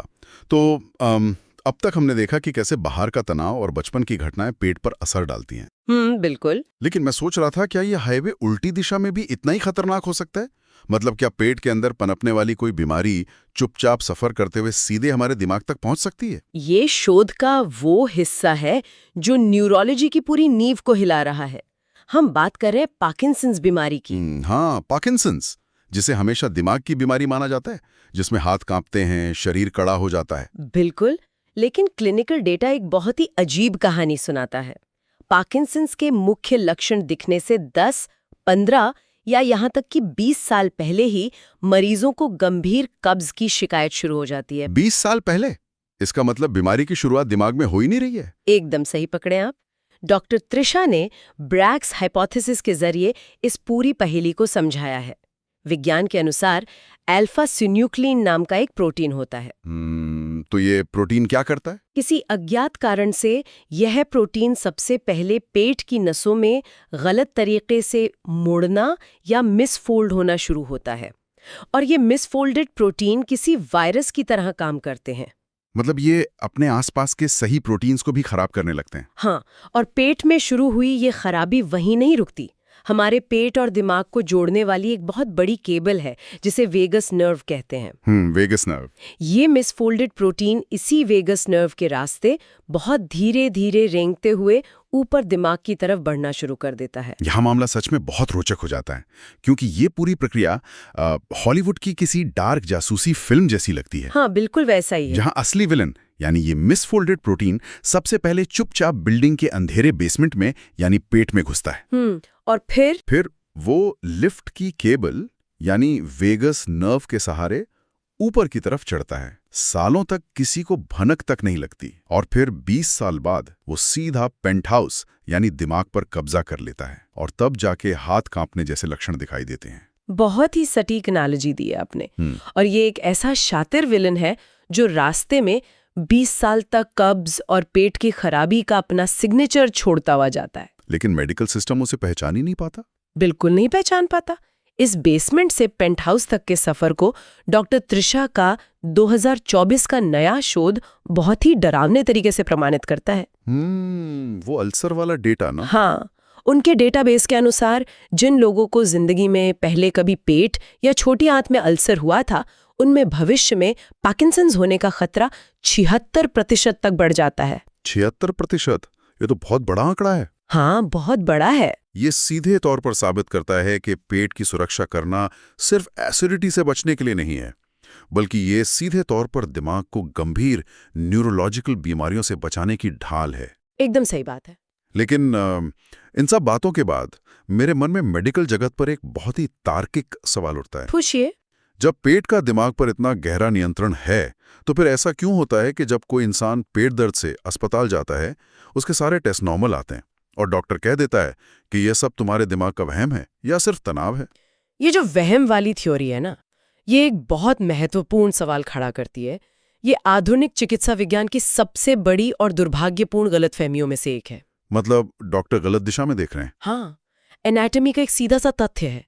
पेट और दिमाग के बीच जो वेगस नर्व का 2-वे हाईवे है, उस पे 90% ट्रैफिक पेट से दिमाग की तरफ जाता है।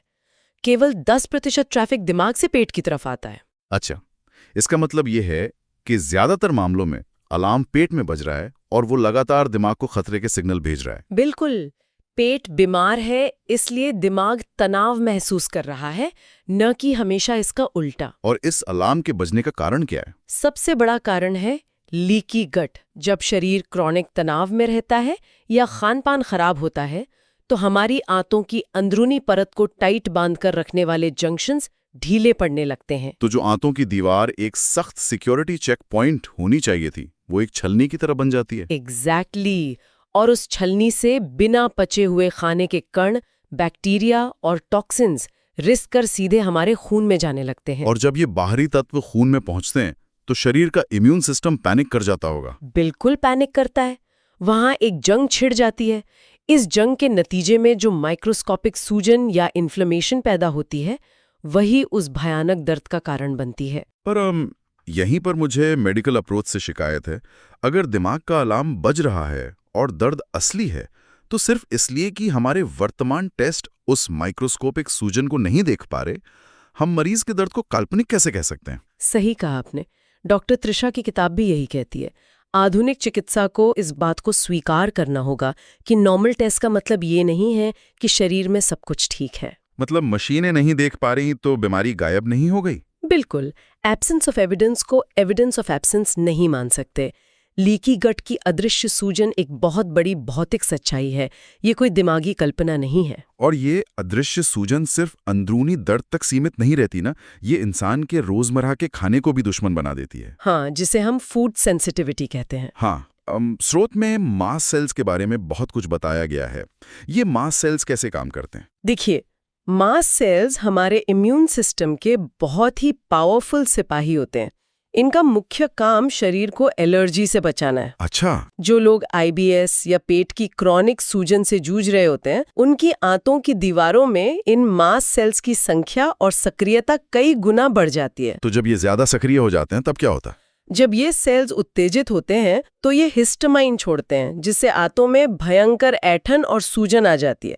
यही कारण है कि बिना असली मेडिकल एलर्जी के भी कुछ लोगों को खाने से भयंकर परेशानी होती है। हाँ, मतलब अगर उनका टेस्ट किया जाए तो रिपोर्ट कहेगी कि उन्हें ग्लूटेन या दूध से कोई एलर्जी नहीं है। बिल्कुल, कागज पर कोई एलर्जी नहीं होती। लेकिन असलियत में जैसे ही वो ग्लूटेन खाते हैं उन्हें तेज दर्द होता है। अब ये तो ऐसा हो गया जैसे शरीर के सिक्योरिटी गार्ड्स यानी मास्ट सेल्स जरूरत से ज्यादा चौकन्ने हो गए हैं। बहुत सही उपमा है। कोई आम और सीधा साधा मेहमान जैसे दूध या ग्लूटेन आता है तो वे उससे भी घुसपैठिया समझकर गोलियां यानी सूजन वाले केमिकल्स चलाना शुरू कर देते हैं। और ये सिक्योरिटी गार्ड सिर्फ गोलियां नहीं चला रहे हैं, बल्कि वे सीधे वेगस नर्व के जरिए दिमाग का इमरजेंसी सायरन भी बजा रहे हैं। इसीलिए फूड सेंसिटिविटी को हल्के में नहीं लिया जा सकता। मतलब मरीजों का दर्द 100% असली है। 100%। शरीर का रिएक्शन पूरी तरह से वास्तविक और दर्दनाक होता है, भले ही कागज पर एलर्जी न हो। तो इस पूरी गहन चर्चा को अगर हम समेटें तो आज हमने देखा कि कैसे खतरे के समय सीआरएफ मॉलिक्यूल पेट को रोककर आंतों को भगाता है। हाँ, सर्वाइवल के लिए। और हमने समझा कि कैसे बचपन के मामूली झटके पेट की नसों की वायरिंग को हमेशा के लिए बदल देते हैं, हाइपर सेंसिटिव बना देते हैं। इसके साथ ही पार्किंसंस जैसी बीमारी जो पेट के बेसमेंट से शुरू होकर दिमाग तक पहुंचती है, और अंत में लीकी गट और मास्ट सेल्स की वो अदृश्य सूजन जो ये साबित करती है कि दर्द कोई वहम नहीं है। बिल्कुल, और श्रोताओं के लिए ये जानना इसलिए जरूरी है क्योंकि ये स्थापित करता है कि पेट की देखभाल करना महज हाजमा सुधारना नहीं है, ये असल में मानसिक स्वास्थ्य को सुधारना और भविष्य की गंभीर न्यूरोलॉजिकल बीमारियों को रोकना है। ये विज्ञान हमें अपने शरीर की आवाज पर भरोसा करना सिखाता है। और एपिसोड के अंत में एक ऐसा विचार जो इस पूरे विज्ञान को एक नए नजरिए से देखने पर मजबूर कर देता है। वो क्या है? चूंकि पेट से दिमाग की तरफ 90% सिग्नल जाते हैं और पेट अपने अंदर बचपन के हर शारीरिक झटके की एक बायोलॉजिकल मेमोरी संजो कर रखता है, तो क्या यह संभव है कि जिन्हें हम अपनी गट फीलिंग या छठी इंद्री कहते हैं? अच्छा, गट फीलिंग। हाँ, क्या ये संभव है कि वो कोई जादुई शक्ति नहीं बल्कि हमारे पेट के नर्वस सिस्टम की वो ऐतिहासिक याददाश्त हो जो किसी अनदेखे खतरे को भांपकर हमें सचेत कर रही हो? अरे वाह, ये तो बहुत ही गहरा विचार है ना? कि वो पेट का अलार्म है जो दिमाग से पहले खतरे को समझ लेता है। खैर, ये एक ऐसा सवाल है जिस पर हम सबको जरूर सोचना चाहिए। आज की इस चर्चा में जुड़ने के लिए बहुत बहुत धन्यवाद। आपका भी शुक्रिया, ये सच में एक बेहतरीन विश्लेषण था। अगर मैं कहूँ कि जो डाइट सोडा हम लोग बड़े शौक से पीते हैं वो असल में पेट को गुब्बारे की तरह फुला रहा है, या फिर टॉयलेट फ्लश करने का हमारा रोजमर्रा का तरीका जाने अनजाने में हमारे ही टूथब्रश पर बैक्टीरिया की बारिश कर रहा है। हाँ, सुनने में तो ये सब बहुत अजीब और शायद थोड़ा डरावना भी लग सकता है, लेकिन सच यही है। बिल्कुल। तो आज की इस डीप डाइव में हम डॉक्टर त्रिशा की तैयार की गई एक बहुत ही खास सर्वाइवल गाइड के पन्नों को पलट रहे हैं। हमारा मिशन बस ये समझना है कि जो चीज़ें हम हर दिन खाते हैं, जो दवाइयाँ हम दर्द होने पर बिना सोचे निगल लेते हैं, और यहाँ तक कि हमारी बाथरूम की आदतें भी, ये सब कैसे हमारे पाचन तंत्र को अंदर ही अंदर बदल रही हैं। और देखिए, ये समझना इसलिए भी बहुत ज़रूरी है ना, क्योंकि हम लोग अक्सर पेट की समस्याओं को बहुत हल्के में लेते हैं। मतलब थोड़ा सा भी पेट दर्द हुआ या गैस हुई तो हम बस यही सोचते हैं कि चलो कुछ उल्टा सीधा खा लिया होगा। हाँ, एक पुदीने की गोली खा ली और बात खत्म। एकदम सही कहा। लेकिन असल में हमारा गट या जो पाचन तंत्र है वो एक बहुत ही जटिल मशीनरी है। जब ये मशीनरी बिगड़ती है तो इसका असर सिर्फ पेट तक नहीं रहता, ये हमारी इम्यूनिटी, हमारे मूड और ओवरऑल हेल्थ को प्रभावित करता है। मतलब सब कुछ आपस में जुड़ा हुआ है। हाँ, डॉक्टर त्रिशा की रिसर्च हमें ठीक यही दिखाती है कि हम अनजाने में अपनी ही आंतों के साथ कैसे खिलवाड़ कर रहे हैं। तो चलिए सबसे आम और शायद सबसे पुरानी भ्रांति से शुरुआत करते हैं, मसालेदार खाना। मुझे याद है बचपन में जब भी पेट में कोई दिक्कत होती थी तो घर वाले सबसे पहले हरी मिर्च या लाल मिर्च पर सीधा पाबंदी लगा देते थे। हाँ, ये हर घर की कहानी है ना? ऐसा माना जाता है कि तेज मसाला पेट को जला देता है और अल्सर पैदा करता है, लेकिन जब मैंने इस गाइड को पढ़ा तो मेरा तो पूरा नजरिया ही बदल गया। लाल मिर्च में जो तीखापन होता है, जिसे कैप्साइसिन कहते हैं, उसके पीछे तो बाकायदा एक नोबेल पुरस्कार जीतने वाली साइंस है। कैप्साइसिन पर इतना ध्यान इसलिए दिया क्योंकि ये हमें समझाता है कि हमारा शरीर दर्द और तापमान को असल में कैसे महसूस करता है। हमारे शरीर में एक खास रिसेप्टर होता है जिसे TRPV1 कहते हैं। TRPV1? हाँ, इस रिसेप्टर का असली काम हमें ये बताना है कि कोई चीज बहुत ज्यादा गर्म है ताकि हम जलने से बच सके। तो जब हम लाल मिर्च खाते हैं तो उसमें जो कैप्साइसिन होता है वो सीधा इस रिसेप्टर से जाके चिपक जाता है। मतलब मिर्च असल में कोई केमिकल बर्न या कोई शारीरिक नुकसान नहीं पहुंचा रही है, वो बस हमारे दिमाग को एक तरह से हैक करके ये विश्वास दिला रही है कि मुंह में आग लगी है। बिल्कुल सटीक बात कही। ये बस एक तरह का केमिकल इल्यूजन या भ्रम है। दिमाग को लगता है कि शरीर का तापमान एकदम खतरनाक स्तर तक बढ़ रहा है, तो वो बचाव के लिए पसीना निकालना शुरू कर देता है ताकि शरीर ठंडा हो सके। और नाक भी बहने लगती है कई बार। हाँ, लेकिन शारीरिक रूप से देखा जाए तो कोई भी ऊतक या टिश्यू जल नहीं रहा होता है। तो फिर एक सवाल उठता है कि कुछ लोगों को मसालेदार खाना खाने पर पेट में इतना भयंकर दर्द क्यों होता है? मतलब अगर ये सिर्फ एक इल्यूजन है तो दर्द इतना असली क्यों लगता है? इसका जवाब भी इन्हीं रिसेप्टर्स में छिपा है। डॉक्टर त्रिशा का डेटा दिखाता है कि जिन लोगों को इरिटेबल बाउल सिंड्रोम यानी IBS जैसी समस्या होती है, उनकी आंतों में एक आम इंसान की तुलना में ये TRPV1 रिसेप्टर्स 3.5 गुना ज्यादा पाए जाते हैं। बाप रे, 3.5 गुना? हाँ, आप इसे ऐसे समझें कि जहां एक आम इंसान के पेट में दर्द का सिर्फ एक अलार्म बजता है, वहीं IBS वाले व्यक्ति के पेट में एक साथ 3-4 अलार्म बजने लगते हैं। उनका जो नर्वस सिस्टम है वो इस कैप्साइसिन को लेकर बुरी तरह से ओवर रिएक्ट करता है। तो क्या इसका मतलब ये है कि उन लोगों को हमेशा के लिए मसाले छोड़ देने चाहिए? क्योंकि गाइड में एक बहुत ही अजीब सी बात लिखी है कि अगर धीरे धीरे मिर्च खाना जारी रखा जाए तो दर्द कम हो सकता है। हाँ, ये एक बहुत ही महत्वपूर्ण पॉइंट है। क्या ये वैसा ही है जैसे गिटार बजाने से उंगलियों के पोरों पर सख्त त्वचा या कैलस बन जाती है? मतलब शुरुआत में तार चुभते हैं, लेकिन बाद में उंगलियां उस दर्द की आदी हो जाती हैं और फिर महसूस ही नहीं होता। अरे वाह, आपकी ये एनालॉजी इसके मैकेनिज्म को बहुत ही अच्छे से समझाती है। मेडिकल भाषा में हम इसे डिसेंसिटाइजेशन कहते हैं। अच्छा, डिसेंसिटाइजेशन। बिल्कुल। जब हम लगातार लेकिन थोड़ी थोड़ी मात्रा में कैप्साइसिन का सेवन करते हैं तो ये रिसेप्टर्स एक तरह से थक जाते हैं। वे दिमाग को बार बार आग लगने का जो सिग्नल भेज रहे थे वो कम कर देते हैं, वे सुन्न पड़ने लगते हैं। तो जो मसाला शुरुआत में दुश्मन लग रहा था वो अगर सही तरीके से खाया जाए तो आंतों को उस दर्द के प्रति ज्यादा सहनशील बनाने की एक ट्रेनिंग का काम कर सकता है। एकदम सही। ये तो सच में मेरे लिए एकदम नया नजरिया है। तो अगर हमारी रसोई के प्राकृतिक मसाले असली विलन नहीं हैं, तो फिर आजकल हर दूसरे व्यक्ति का पेट खराब क्यों चल रहा है? गाइड इस समस्या का सीधा आरोप हमारी आधुनिक भोजन शैली पर लगाती है, खासकर अल्ट्रा प्रोसेस्ड फूड यानी UPF पर। हाँ, अल्ट्रा प्रोसेस्ड फूड आज की दुनिया का सबसे बड़ा अदृश्य खतरा है। हम उन पैकेट बंद चिप्स, बेकरी के सामान और महीनों तक खराब ना होने वाले फ्रोजन मील्स की बात कर रहे हैं, जो शेल्फ पर महीनों रखे रहते हैं। बिल्कुल। इन्हें स्वादिष्ट और लंबे समय तक टिकाऊ बनाने के लिए इनमें बहुत सारे रसायन मिलाए जाते हैं और इनमें सबसे खतरनाक होते हैं इमल्सिफायर। इमल्सिफायर? ये नाम अक्सर मेयोनीज या आइसक्रीम के पैकेट्स के पीछे लिखा होता है। इनका काम शायद तेल और पानी को अलग होने से रोकना होता है ना, ताकि खाना देखने में हमेशा चिकना और फ्रेश लगे। हाँ, फूड इंडस्ट्री के लिए तो ये किसी वरदान से कम नहीं है, लेकिन हमारी आंतों के लिए ये एक बहुत ही पावरफुल डिटर्जेंट की तरह काम करते हैं। सोचिए, जैसे एक डिशवॉश लिक्विड बर्तन से जिद्दी तेल और ग्रीस को एकदम काट देता है। हाँ, ठीक उसी तरह जब ये इमल्सिफायर पेट में जाते हैं तो ये हमारी आंतों की अंदरूनी सुरक्षा परत को पूरी तरह से धो डालते हैं। इस परत को हम म्यूकस लेयर कहते हैं। मतलब ये लेयर आंतों को बचाती है? हाँ, ये लेयर आंतों की नाजुक कोशिकाओं को पेट के तेज एसिड और हानिकारक बैक्टीरिया से सुरक्षित रखती है। और अगर ये म्यूकस लेयर ही धुल गई तो आंतें पूरी तरह से असुरक्षित हो जाएंगे। गाइड में शायद इसी स्थिति को लीकी गट कहा गया है ना? जी बिल्कुल। दीवार टूटने का सीधा सा मतलब है कि जो विषैले तत्व और बैक्टीरिया आंतों के अंदर ही रहने चाहिए थे, वे अब रिस कर यानी लीक होकर सीधे हमारे खून में मिलने लगते हैं। बाप रे। तो इससे क्या होता है? जब ऐसा होता है तो शरीर का इम्यून सिस्टम पूरी तरह से पैनिक कर जाता है। उसे लगता है कि कोई बाहरी हमला हुआ है और वो पूरे शरीर में सूजन या इन्फ्लेमेशन पैदा कर देता है।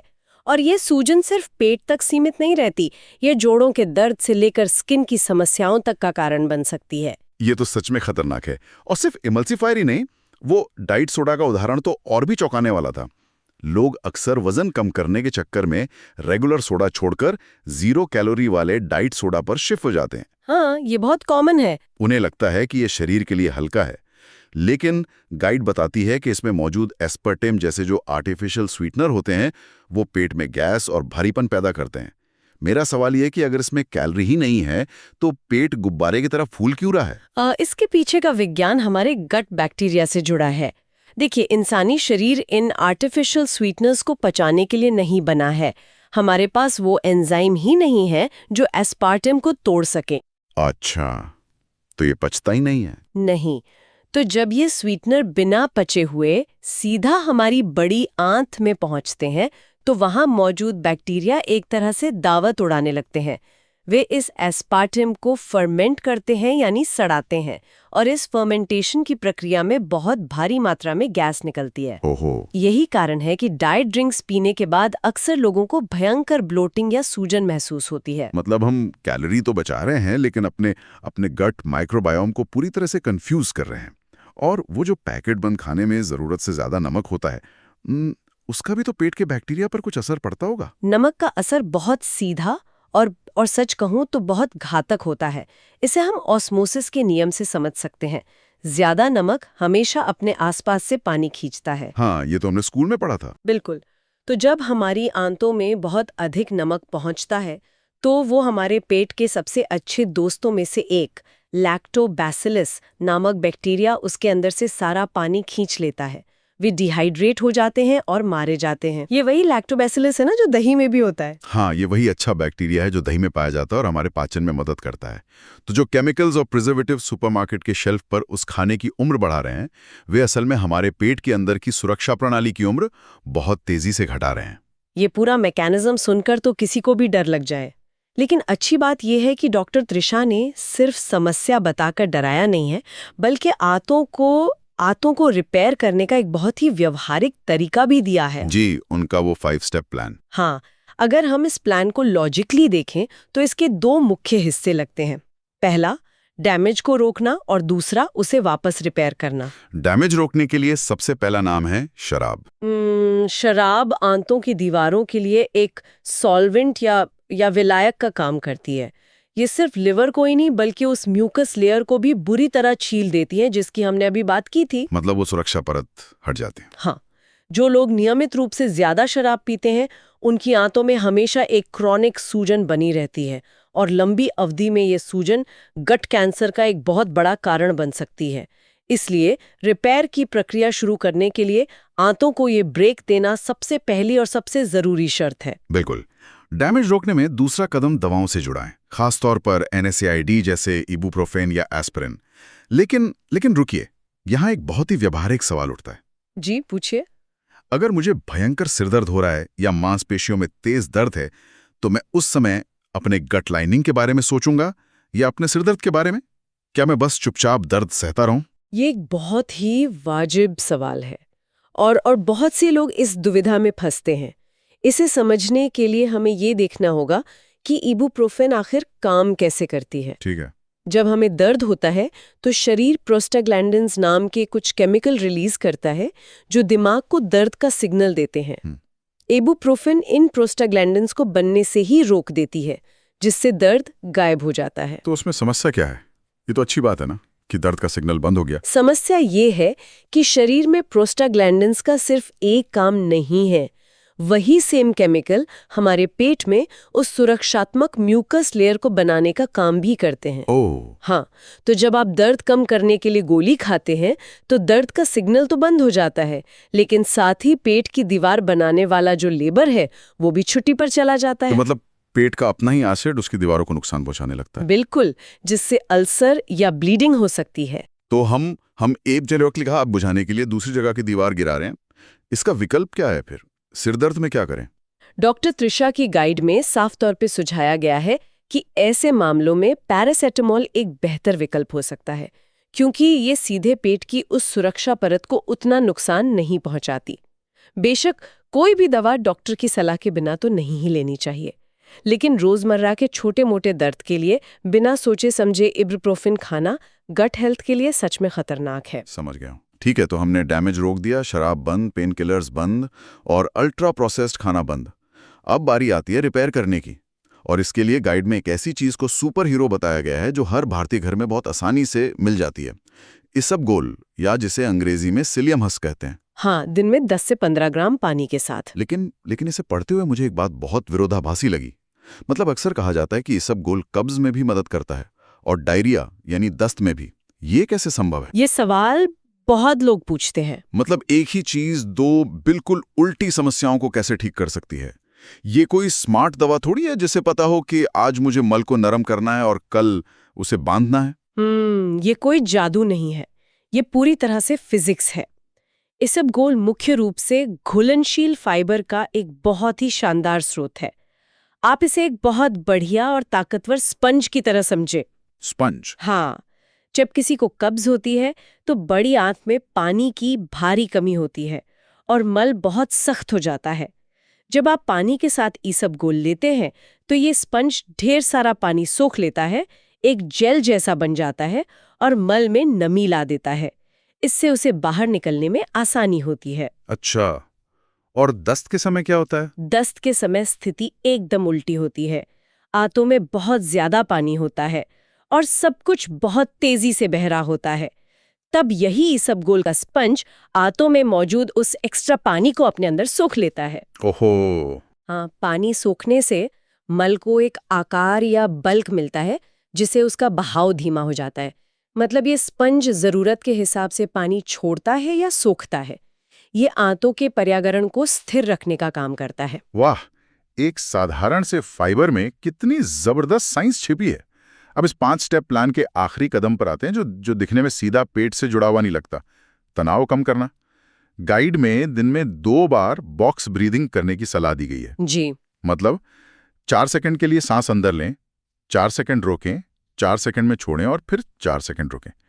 मेरा सवाल यह है कि एक गहरी सांस लेने वाली तकनीक का पेट के रिपेयर से क्या लेना देना? ये शायद गट हेल्थ का सबसे अनदेखा पहलू है। हमारे दिमाग और पेट के बीच एक सीधा और बहुत ही फास्ट हाईवे है जिसे वेगस नर्व कहते हैं। Vagus nerve? हाँ, जब हम तनाव में होते हैं, चाहे वो ऑफिस की डेडलाइन हो या ट्रैफिक जैम, तो शरीर फाइट और फ्लाइट यानी लड़ो या भागो मोड में चला जाता है। मतलब शरीर को लगता है कि हम किसी खतरे में, जैसे कोई शेर पीछे पड़ा हो।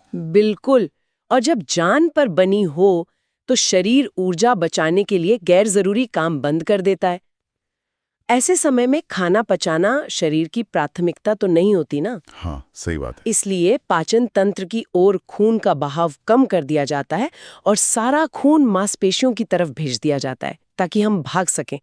इस स्थिति में खाना पेट में पड़ा सड़ता रहता है। तो सांस लेने से क्या होता है? बॉक्स ब्रीदिंग जैसी तकनीकें सीधे उस वेगस नर्व को एक मैसेज भेजती हैं कि सब ठीक है, कोई खतरा नहीं है, हम सुरक्षित हैं। ये नर्व फिर शरीर को रेस्ट एंड डाइजेस्ट यानी आराम और पाचन मोड में लाती है। खून का बहाव वापस पेट की तरफ मुड़ता है और पाचन प्रक्रिया फिर से शुरू हो जाती है। शरीर का सिस्टम कितनी खूबसूरती से आपस में बात करता है। तो ये तो बात हुई खाने पचाने और आंतों को अंदर से रिपेयर करने की, यानी कि पाइपलाइन के अंदर क्या जा रहा है। हाँ, लेकिन डॉक्टर त्रिशा की गाइड का एक पूरा हिस्सा आउटपुट या अंतिम निकास की प्रक्रिया पर भी केंद्रित है। और अगर मैं सच कहूं तो हम टॉयलेट में जो गलतियां कर रहे हैं वो खाने वाली गलतियों से कम डरावनी नहीं है। हाँ, पाचन तंत्र की बात सफाई और स्वच्छता के बिना पूरी हो ही नहीं सकती। गाइड में स्पष्ट रूप से लिखा है कि टॉयलेट पेपर के बजाय पानी या बिडेट का इस्तेमाल करना कहीं ज्यादा स्वच्छ और शारीरिक रूप से सुरक्षित है, जबकि हम अक्सर फिल्मों या पश्चिमी देशों को देखकर टॉयलेट पेपर को ज्यादा मॉडर्न मानते हैं। हाँ, अगर हम अपनी त्वचा की बनावट को देखें तो मल द्वार के आसपास की त्वचा बहुत ही पतली और संवेदनशील होती है। जब हम बार बार सूखे टॉयलेट पेपर से उसे रगड़ते हैं तो वहां सूक्ष्म खरोंचें या माइक्रोटियर्स आ जाते हैं। जो हमें दिखते नहीं है। हाँ, ये खरोंचें कितनी छोटी होती है कि हमें दिखती नहीं, लेकिन बैक्टीरिया के लिए ये शरीर में घुसने का एक खुला दरवाजा बन जाती हैं। पानी से सफाई करना कहीं अधिक सौम्य तरीका है जिसमें कोई रगड़ या फ्रिक्शन नहीं होता। और अगर किसी जगह पर पानी की सुविधा नहीं है और टॉयलेट पेपर का इस्तेमाल करना ही पड़े तो उसके लिए भी गाइड में सख्त निर्देश हैं। बिल्कुल। पहली बात तो ये कि 1 प्लाई या 1 परत वाला पेपर कभी इस्तेमाल ना करें, हमेशा 2 प्लाई का उपयोग करें। और दूसरा नियम, कभी भी जोर से ना रगड़ें, बस हल्के हाथों से डैब करें, यानी थपथपाएं। जोर से रगड़ने की ये जो आदत है, ये बवासीर और फिशर्स जैसी तकलीफदेह बीमारियों का एक बहुत बड़ा कारण है। डैबिंग से त्वचा सुरक्षित रहती है और सफाई भी हो जाती है। ठीक है, अब मैं उस बिंदु पर आ रहा हूं जिसने मुझे इस गाइड को पढ़ते हुए सच में हिलाकर रख दिया। मुझे तो ये सोचकर ही अजीब सी घबराहट हो रही है। डॉक्टर त्रिशा लिखती हैं कि टॉयलेट को फ्लश करने से पहले उसका ढक्कन बंद करना बेहद बेहद जरूरी है। हाँ, क्योंकि अगर ढक्कन खुला है तो मल के सूक्ष्म कण हवा में उड़कर पूरे बाथरूम में फैल सकते हैं, यहाँ तक कि आपके टूथब्रश पर भी। ये कोई डराने वाली बात नहीं है, ये एक प्रमाणित वैज्ञानिक तथ्य है जिसे फीकल प्लूम कहा जाता है। Faecal plume. हाँ, इसे आप मल का एक अदृश्य बवंडर कह सकते हैं। जब हम फ्लश का बटन दबाते हैं तो पानी बहुत तेज गति से अंदर गिरता है। वो पानी एक भंवर बनाता है और उस तेज बहाव की वजह से पानी की सूक्ष्म बूंदें हवा में कई फीट ऊपर तक उछलती हैं। और उन बूंदों में वो सब कुछ होता है जो हम फ्लश कर रहे हैं। बिल्कुल, बैक्टीरिया, वायरस और मल के कण। ये अदृश्य कण हवा में घंटों तक तैर सकते हैं और फिर धीरे धीरे आपके सिंक, तौलिए और आपके टूथब्रश पर आकर बैठ जाते हैं। बाप रे। इसलिए फ्लश करने से पहले सिर्फ 1 सेकंड निकालकर ढक्कन बंद करना आपको ढेरों इन्फेक्शन से बचा सकता है। ये एक ऐसी जानकारी है जिसे जानने के बाद शायद ही कोई इंसान दोबारा खुले ढक्कन के साथ फ्लश कर पाए। और इसी से जुड़ा है सफाई का आखिरी नियम, हाथ धोना। गाइड हमें याद दिलाती है कि हाथ सिर्फ पानी से नहीं, साबुन से और कम से कम 20 सेकंड तक धोने चाहिए। परत होती है जिसे लिपिड एनवेलप कहते हैं, उसे तोड़ने और पानी के साथ बहा ले जाने के लिए इतना समय चाहिए ही होता है। मतलब अगर जल्दी धो लें तो कोई फायदा नहीं। अगर आप 5 सेकंड में हाथ धोकर बाहर आ रहे हैं तो आप असल में सिर्फ अपने हाथों पर बैक्टीरिया को और फैला रहे हैं, उन्हें मार नहीं रहे। और गाइड में इसका एक मजेदार तरीका भी दिया है कि आप मन ही मन हैप्पी बर्थडे गाना 2 बार गाएं तो आपके 20 सेकंड पूरे हो जाएंगे। हाँ, ये बच्चों के लिए भी बहुत अच्छा तरीका है। तो अगर हम आज की इस पूरी चर्चा के तारों को एक साथ जोड़ें तो तस्वीर बहुत साफ नजर आती है। हमारी गट हेल्थ कोई रहस्यमयी चीज नहीं है जिस पर हमारा कोई कंट्रोल ना हो। बिल्कुल, ये पूरी तरह से हमारी रोजमर्रा की आदतों से जुड़ी है। हमें प्राकृतिक मसालों से डरना बंद करना होगा और इसके बजाय पैकेट बंद खानों में छिपे उन इमल्सिफायर्स और आर्टिफिशियल स्वीटनर्स से बचना होगा जो हमारी आंतों की सुरक्षा दीवार को तोड़ रहे हैं। और डॉक्टर त्रिशा का वो 5 स्टेप प्लान भी। हाँ, शराब और दर्द निवारक दवाओं का सही उपयोग, असली खाना, इस सब गोल का वो जादुई स्पंज और हमारी वेगस नर्व को शांत करने वाली गहरी सांसें, ये सच में किसी भी बिगड़े हुए पाचन तंत्र को वापस पटरी पर ला सकता है। और टॉयलेट में ढक्कन बंद करने वाली बात तो शायद मुझे जिंदगी भर याद रहेगी। इन सभी वैज्ञानिक तथ्यों का सार यही है कि हमारे छोटे छोटे निर्णय, कि हम क्या खाते हैं, कैसे सांस लेते हैं और कैसे स्वच्छता बनाए रखते हैं, यही हमारे शरीर के अंदर के इस पूरे इकोसिस्टम को चलाते हैं। आई से बात नहीं की। गाइड में सार्वजनिक जगहों पर मल त्याग की हिचकिचाहट, जिसे टॉयलेट एंजाइटी कहते हैं, और टॉयलेट सीट पर हमारे बैठने के कोण या एंगल का जिक्र है। हाँ, वो भी एक बहुत बड़ा विषय है। ये हमें सोचने पर मजबूर करता है कि क्या पेट की बीमारियां सिर्फ हमारे खाने से जुड़ी हैं, या फिर आधुनिक वेस्टर्न टॉयलेट्स जिस पर हम 90 डिग्री के कोण पर बैठते हैं, वो बायोलॉजिकली या शारीरिक बनावट के हिसाब से हमारे शरीर के लिए गलत है। ये एक बहुत ही वैलिड पॉइंट है। क्या हमारा दिमाग सार्वजनिक जगह पर असुरक्षित महसूस करके हमारी आंतों को जकड़ लेता है? ये कुछ ऐसा है जिस पर हर किसी को विचार करना चाहिए। क्या हमारी आधुनिक सुख सुविधाएं ही हमारे पेट के लिए सबसे बड़ी चुनौती बन गई हैं? अगली बार जब लोग अपने पेट के बारे में सोचें तो इन सवालों को भी जरूर याद रखें। आज की इस डीप डाइव में बस इतना ही। सोचिए कि बॉडी के अंदर एक ऐसी मसल है जो बिल्कुल एक हुक की तरह काम करती है। हाँ, एक ऐसा हुक जो हमारी अपनी बायोलॉजी को जकड़ कर रख देता है। बिल्कुल। और सबसे हैरानी की बात यह है कि इसका कारण कोई बीमारी नहीं है, ये सिर्फ उस आधुनिक कुर्सी का डिजाइन है जिसे कुछ 100 साल पहले बस सुविधा के नाम पर बनाया गया था। एग्जैक्टली। यानी हमारी जो वेस्टर्न टॉयलेट सीट है। सही कहा।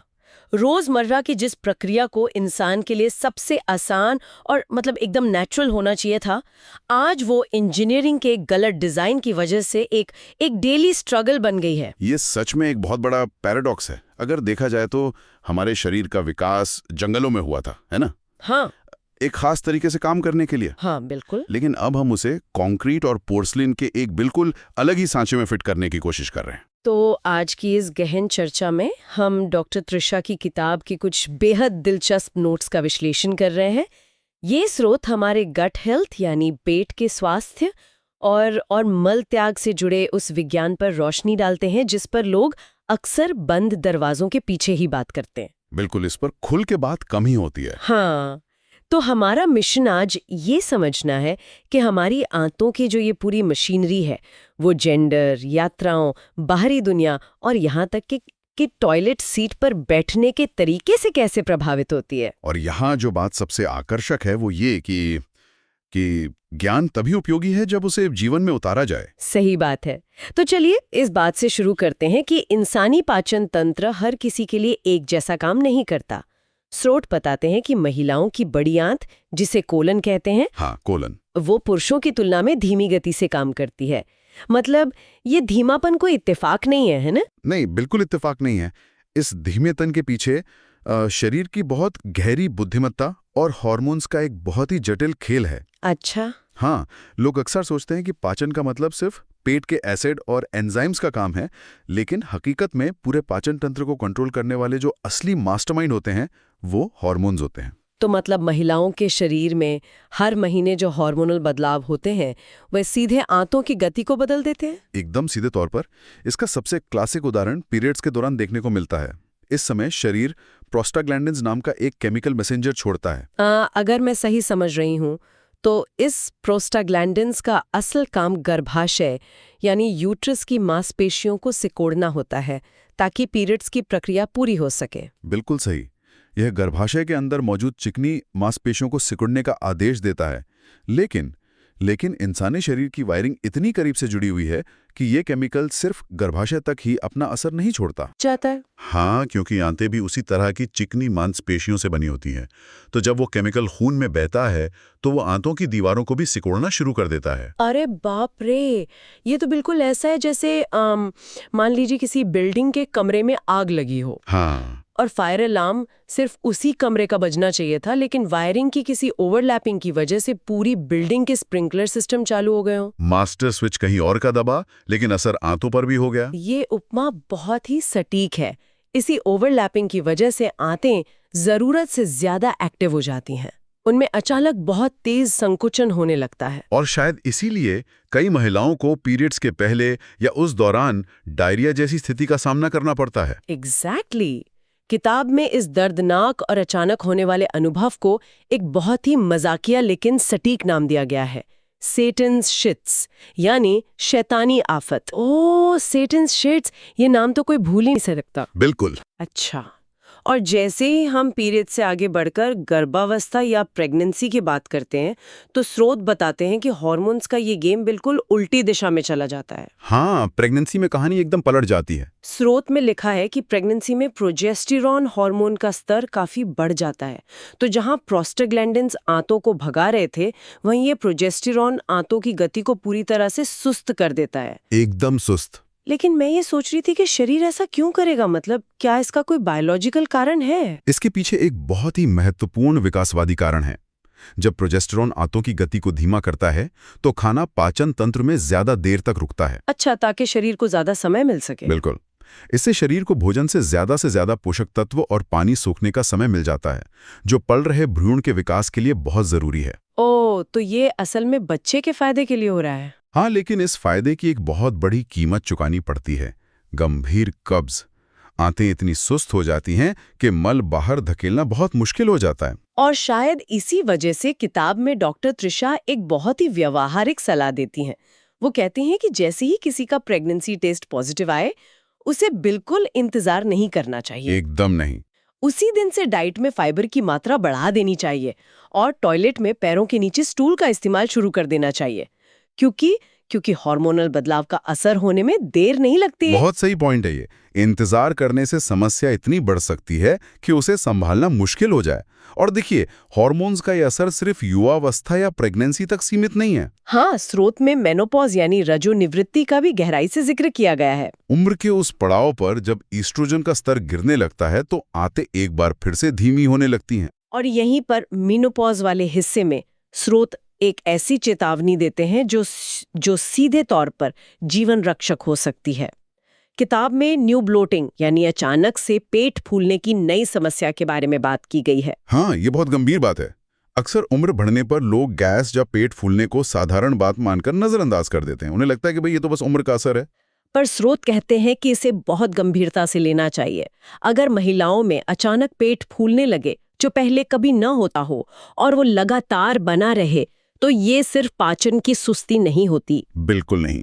कई मामलों में ये ओवेरियन कैंसर यानी अंडाशय के कैंसर का शुरुआती और कई बार इकलौता संकेत होता है। ये सुनकर कोई भी डर सकता है, पर ओवेरियन कैंसर का पाचन या पेट फूलने से सीधा क्या संबंध है? मतलब क्या ट्यूमर सीधे आंतों को प्रभावित करता है? होता क्या है कि अंडाशय और आंतें पेल्विक हिस्से में एक दूसरे के बहुत करीब स्थित होते हैं।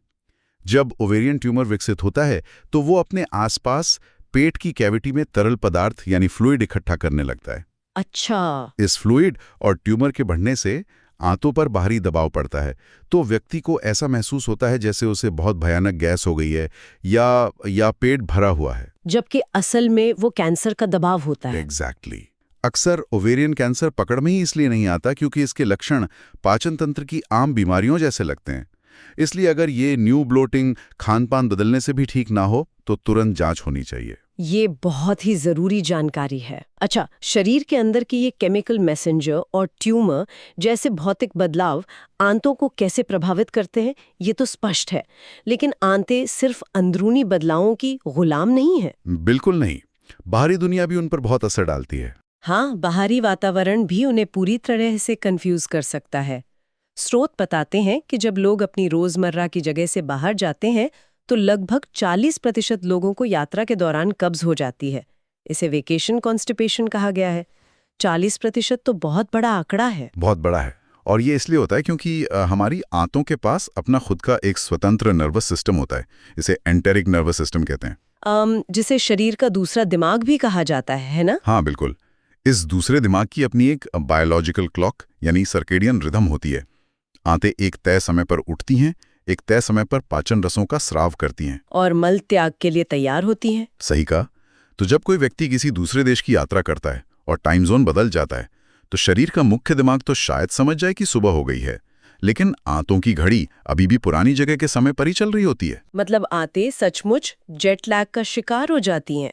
वे एक तरह से गहरी नींद में होती हैं और उन्हें पता ही नहीं होता कि काम पर लौटने का समय हो गया है। बिल्कुल। और मजे की बात यह है कि उन्हें इस नींद से जगाने के लिए सिर्फ इंतजार करना काफी नहीं होता। तो फिर क्या करना चाहिए? उन्हें बाहर से संकेत देने पड़ते हैं। अच्छा। स्रोत इसके लिए कुछ विज्ञान आधारित तरीके सुझाते हैं। सबसे पहले नई जगह की सुबह की तेज धूप लेना। धूप से आंतें कैसे जागेंगी? जब आंखों पर रोशनी पड़ती है तो दिमाग शरीर के सभी अंगों को, जिनमें आंतें भी शामिल हैं, संकेत भेजता है कि दिन शुरू हो गया है, काम पर लग जाओ। अरे वाह। और किताब में इस जैविक घड़ी को झटके से जगाने के लिए एक और अचूक तरीके का जिक्र है, कॉफी। हाँ, कॉफी आंतों के लिए एक केमिकल अलार्म क्लॉक की तरह काम करती है। कैसे? कैफीन और कॉफी में मौजूद अन्य यौगिक पेट में गैस्ट्रिन जैसे हार्मोन्स का स्राव बढ़ाते हैं। ये हार्मोन्स बड़ी आंत की मांसपेशियों को संकुचित होने यानी काम शुरू करने का सीधा निर्देश देते हैं। इसके अलावा स्रोत में एक और टिप है, नए देश के पानी या खाने से होने वाले इन्फेक्शन से बचने के लिए पेप्टोबिस्मोल का इस्तेमाल करने की बात भी कही गई है। हाँ, इसमें मौजूद बिस्मथ जो है वो बैक्टीरिया को आंतों की दीवारों पर चिपकने से रोकता है। इससे ट्रैवलर्स डायरिया का खतरा 65% तक कम हो जाता है। ये तो यात्रा करने वालों के लिए बहुत काम की चीज है।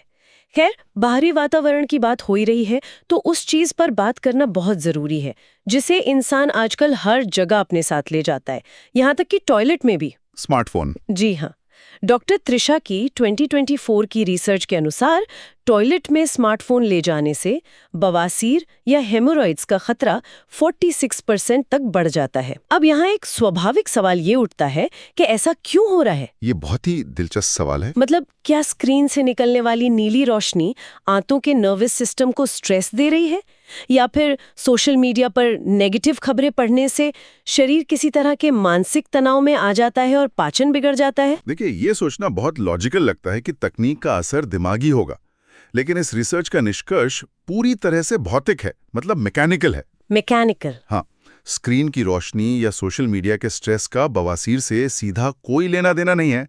असली कारण है गुरुत्वाकर्षण, यानी ग्रेविटी और समय। गुरुत्वाकर्षण और समय, इसे थोड़ा और समझाइए, ये कैसे काम करता है? जब कोई इंसान टॉयलेट में फोन लेकर जाता है तो उसका ध्यान समय पर नहीं रहता। जहां 2 मिनट लगने चाहिए वहां वो 10 या 15 मिनट बैठा रहता है। हाँ, ये तो होता है। अब आधुनिक टॉयलेट सीट के डिजाइन को देखिए, बीच में एक बड़ा खाली गड्ढा होता है। जब कोई व्यक्ति उस पर बैठता है तो उसके पेल्विक हिस्से यानी निचले धड़ को कोई सपोर्ट नहीं मिलता।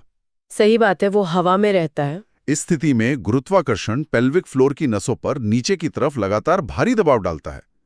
खून नीचे की नसों में जाकर जमा होने लगता है, जिसे मेडिकल भाषा में ब्लड पूलिंग कहते हैं। ओह, तो मतलब शरीर का सारा भार और गुरुत्वाकर्षण उन कमजोर नसों को गुब्बारे की तरह फुला देता है। एग्जैक्टली। और यही फूली हुई नसें आगे चलकर बवासीर बन जाती हैं। फोन सिर्फ एक बहाना है जो इंसान को उस खतरनाक स्थिति में जरूरत से ज्यादा देर तक बिठाए रखता है। ओह, तो फोन असली विलन नहीं है, असली विलन वो बैठने का तरीका और वो समय है। बिल्कुल। इसीलिए स्रोत में एक बहुत सख्त नियम की वकालत की गई है। टॉयलेट सीट पर 5 मिनट से ज्यादा कभी नहीं बैठना चाहिए। और अगर फोन ले जाना इतनी ही बड़ी मजबूरी है तो कम से कम एक टाइमर लगाकर जाना चाहिए ताकि वो गुरुत्वाकर्षण नसों को डैमेज ना कर सके। सही कहा, 5 मिनट का टाइमर। ये एक ऐसा मैकेनिकल कारण है जिसके बारे में ज्यादातर लोग सोचते ही नहीं है। और बैठने के इस गलत तरीके और दबाव की बात हमें इस चर्चा के सबसे चौंकाने वाले हिस्से की ओर ले जाती है, हमारी एनाटॉमी और आधुनिक टॉयलेट का बुनियादी डिजाइन। हाँ, ये सबसे बड़ा मुद्दा है। अगर गुरुत्वाकर्षण का दबाव इतना नुकसानदेह है तो मल त्याग के लिए बैठने का असल प्राकृतिक तरीका क्या है?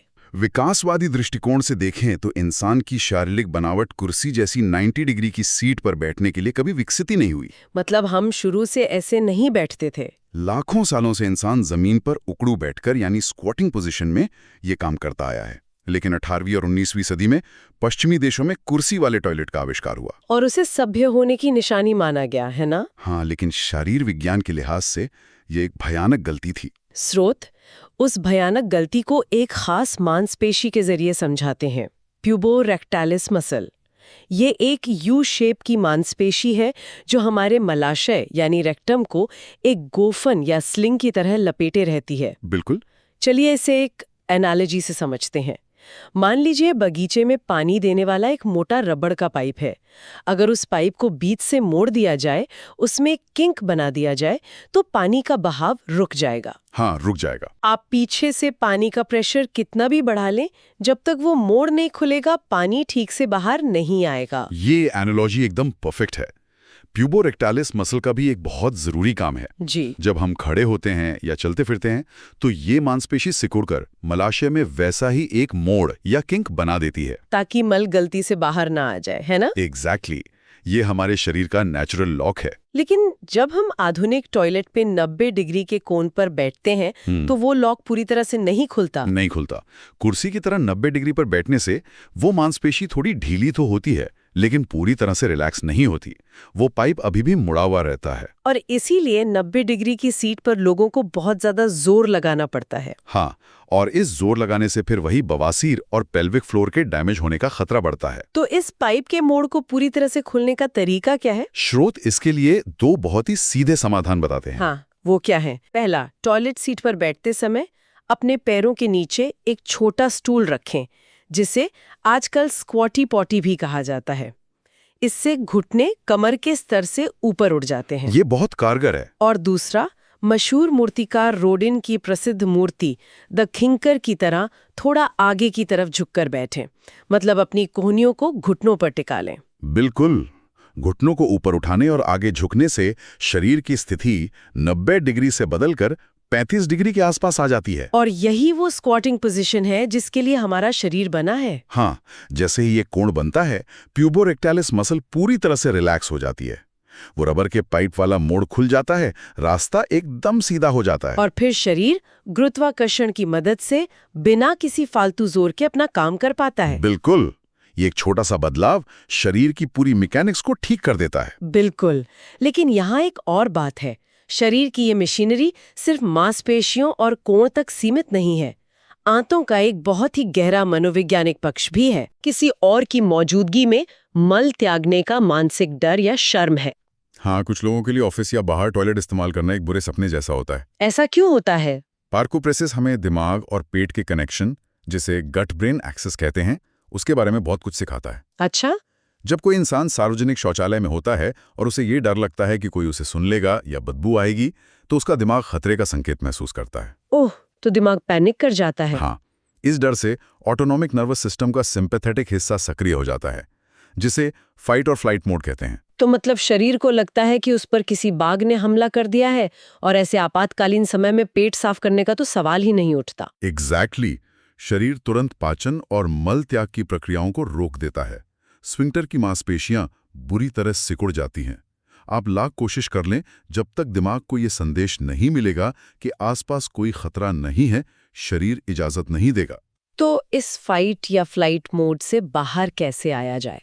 स्रोत में इसके कुछ बहुत ही रचनात्मक और वैज्ञानिक समाधान दिए गए हैं, जैसे टॉयलेट में हेडफोन लगाकर अपना पसंदीदा संगीत सुनना।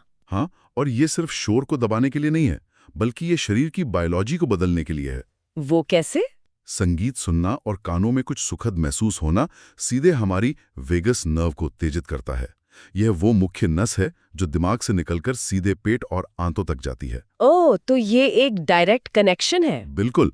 जब वेगस नर्व शांत होती है तो शरीर फाइट और फ्लाइट मोड से बाहर निकलकर पैरासिम्पैथेटिक मोड में आ जाता है, जिसे रेस्ट और डाइजेस्ट कहा जाता है। यानी संगीत दिमाग को भरोसा दिलाता है कि सब सुरक्षित है। हाँ। इसके अलावा सफेद शोर यानी व्हाइट नॉइज पैदा करने का भी सुझाव है, जैसे टॉयलेट पेपर रोल को तेजी से घुमाना या सिंक का पानी चला देना, ताकि खुद को कोई आवाज ना आए और शर्म कम हो। ये भी बहुत काम करता है। और अगर तनाव बहुत ज्यादा है तो बॉक्स ब्रीदिंग जैसी गहरी सांस लेने की तकनीक, मतलब 4 सेकंड सांस लेना, रोकना और छोड़ना, ये सांसों का पैटर्न भी वेगस नर्व को शांत करने का काम करता है। ये सभी उपाय असल में इंसान को उसके अपने ही डर से आजाद करने के तरीके हैं। मानसिक शांति शारीरिक प्रक्रियाओं को सुचारू रूप से चलाने के लिए एक चाबी की तरह काम करती है। और ये सारी बातें, चाहे वो हार्मोन्स का विज्ञान हो, यात्रा के दौरान बायोलॉजिकल क्लॉक का बिगड़ना हो, 90 डिग्री की टॉयलेट सीट का गलत डिजाइन हो, या फिर सार्वजनिक शौचालयों का डर हो, हाँ, ये सब हमें स्रोत के सबसे खूबसूरत और अंतिम विचार की ओर ले जाते हैं। डॉक्टर त्रिशा ने इस आदर्श स्थिति को एक नया नाम दिया है, पुफोरिया। पुफोरिया। ये नाम ही अपने आप में बहुत कुछ कहता है। बिल्कुल। ये सिर्फ कब्ज से राहत मिलने का नाम नहीं है, ये जीवन जीने का एक तरीका है। ये एक ऐसी आजाद स्थिति है जहां किसी इंसान के पेट की समस्याएं, गैस का दर्द या शौचालय जाने की चिंताएं उसके रोजमर्रा के जीवन में, उसके काम या उसके आत्मविश्वास में कोई रुकावट नहीं डालती। सही बात है। जब पेट शांत होता है तो दिमाग अपने आप साफ और खुश महसूस करता है। लेकिन इस यूफोरिया की स्थिति तक पहुंचने के लिए एक बहुत बड़ी शर्त है, और वो है चिकित्सा विज्ञान और मरीज के बीच का भरोसा। स्रोत के अंत में एक बहुत ही गहरी लाइन लिखी है। वो लाइन क्या है? अपने मरीज पर भरोसा करना सबसे बड़ी दवा है। आजकल हम देखते हैं कि किसी इंसान को बहुत दर्द हो रहा होता है, वो डॉक्टर के पास जाता है, सारे ब्लड टेस्ट, एंडोस्कोपी, सब कुछ नॉर्मल आता है, डॉक्टर कह देते हैं कि कोई बीमारी नहीं है। और वहीं से उस इंसान की असली मानसिक प्रताड़ना शुरू होती है। उसे लगने लगता है कि क्या ये सब उसके दिमाग का वहम है। हाँ। लेकिन किताब का नजरिया यहाँ बिल्कुल साफ है। अगर टेस्ट नॉर्मल हैं और फिर भी व्यक्ति को दर्द या तकलीफ महसूस हो रही है, तो वो समस्या 100% असली है। मतलब विज्ञान अभी तक वहां पहुंच नहीं पाया है। बिल्कुल। हमें यह अहंकार छोड़ना होगा कि आधुनिक विज्ञान सब कुछ जान चुका है। हो सकता है कि चिकित्सा विज्ञान के मौजूदा टेस्ट या उपकरण अभी इतने उन्नत नहीं हुए हैं कि वे नसों के बारीक दर्द या आंतों के किसी खास माइक्रोबायोम के असंतुलन को पकड़ सकें। अगर विज्ञान अभी वहां तक नहीं पहुंचा है तो इसका मतलब ये बिल्कुल नहीं कि मरीज झूठ बोल रहा है। एकदम सही। इसीलिए किताब एक पूप पॉजिटिव कल्चर बनाने की वकालत करती है। परिवारों में एक ऐसा माहौल होना चाहिए जहां पेट दर्द, कब्ज या मल त्याग की आदतों पर बिना किसी शर्म या हिचकिचाहट के खुलकर बात हो सके। क्योंकि चुप्पी और शर्म सिर्फ बीमारियों को और गंभीर बनाते हैं। शरीर के सबसे प्राकृतिक काम को समाज का सबसे बड़ा रहस्य नहीं होना चाहिए। बिल्कुल सही कहा। जब हम अपने शरीर के संकेतों का सम्मान करते हैं, तभी हम उसे स्वस्थ रख सकते हैं। हाँ। तो इन सभी स्रोतों का गहराई से विश्लेषण करने के बाद एक बहुत ही हैरान करने वाली तस्वीर सामने आती है। हमने देखा कि कैसे हमारी आंतें किसी एक्सरे मशीन के सीधे और स्पष्ट नियमों पर नहीं चलती। वे तो पल पल बदलती हैं। हाँ, वे हमारे हार्मोन्स के बदलावों, हमारे टाइम जोन्स, हमारे डर और यहाँ तक कि हमारे बैठने के तरीके से बदलती हैं। हमारी बायोलॉजी एक बहुत ही संवेदनशील और इंटेलिजेंट सिस्टम है। बिल्कुल। और अब इस चर्चा को खत्म करने से पहले इन स्रोतों से प्रेरित होकर एक सवाल जो हर किसी को सोचना चाहिए। आज हमने जाना कि हमारे शरीर की अपनी एक बायोलॉजिकल क्लॉक है जो पाचन को कंट्रोल करती है। हाँ। हमने ये भी देखा कि कैसे हमारे आधुनिक 90 डिग्री के टॉयलेट हमारी प्राकृतिक एनाटॉमी और सदियों के विकास के बिल्कुल खिलाफ बने हैं, जो हमारी ही मांसपेशियों को हमारे खिलाफ हुक की तरह फंसा देते हैं। सही बात है। तो ये सोचने वाली बात है हमारे इस आधुनिक जीवन और शहरी इंफ्रास्ट्रक्चर की। और ऐसी कौन सी रोजमर्रा की चीजें हैं जिन्हें हमने सुविधा, सभ्यता या आधुनिकता के नाम पर चारों तरफ बिछा तो दिया है, लेकिन असल में वे हमारी बुनियादी इंसानी बायोलॉजी के बिल्कुल विपरीत काम कर रहे हैं। अगली बार जब कोई नई तकनीक या डिजाइन सामने आए तो इस नजरिए से जरूर सोचिएगा।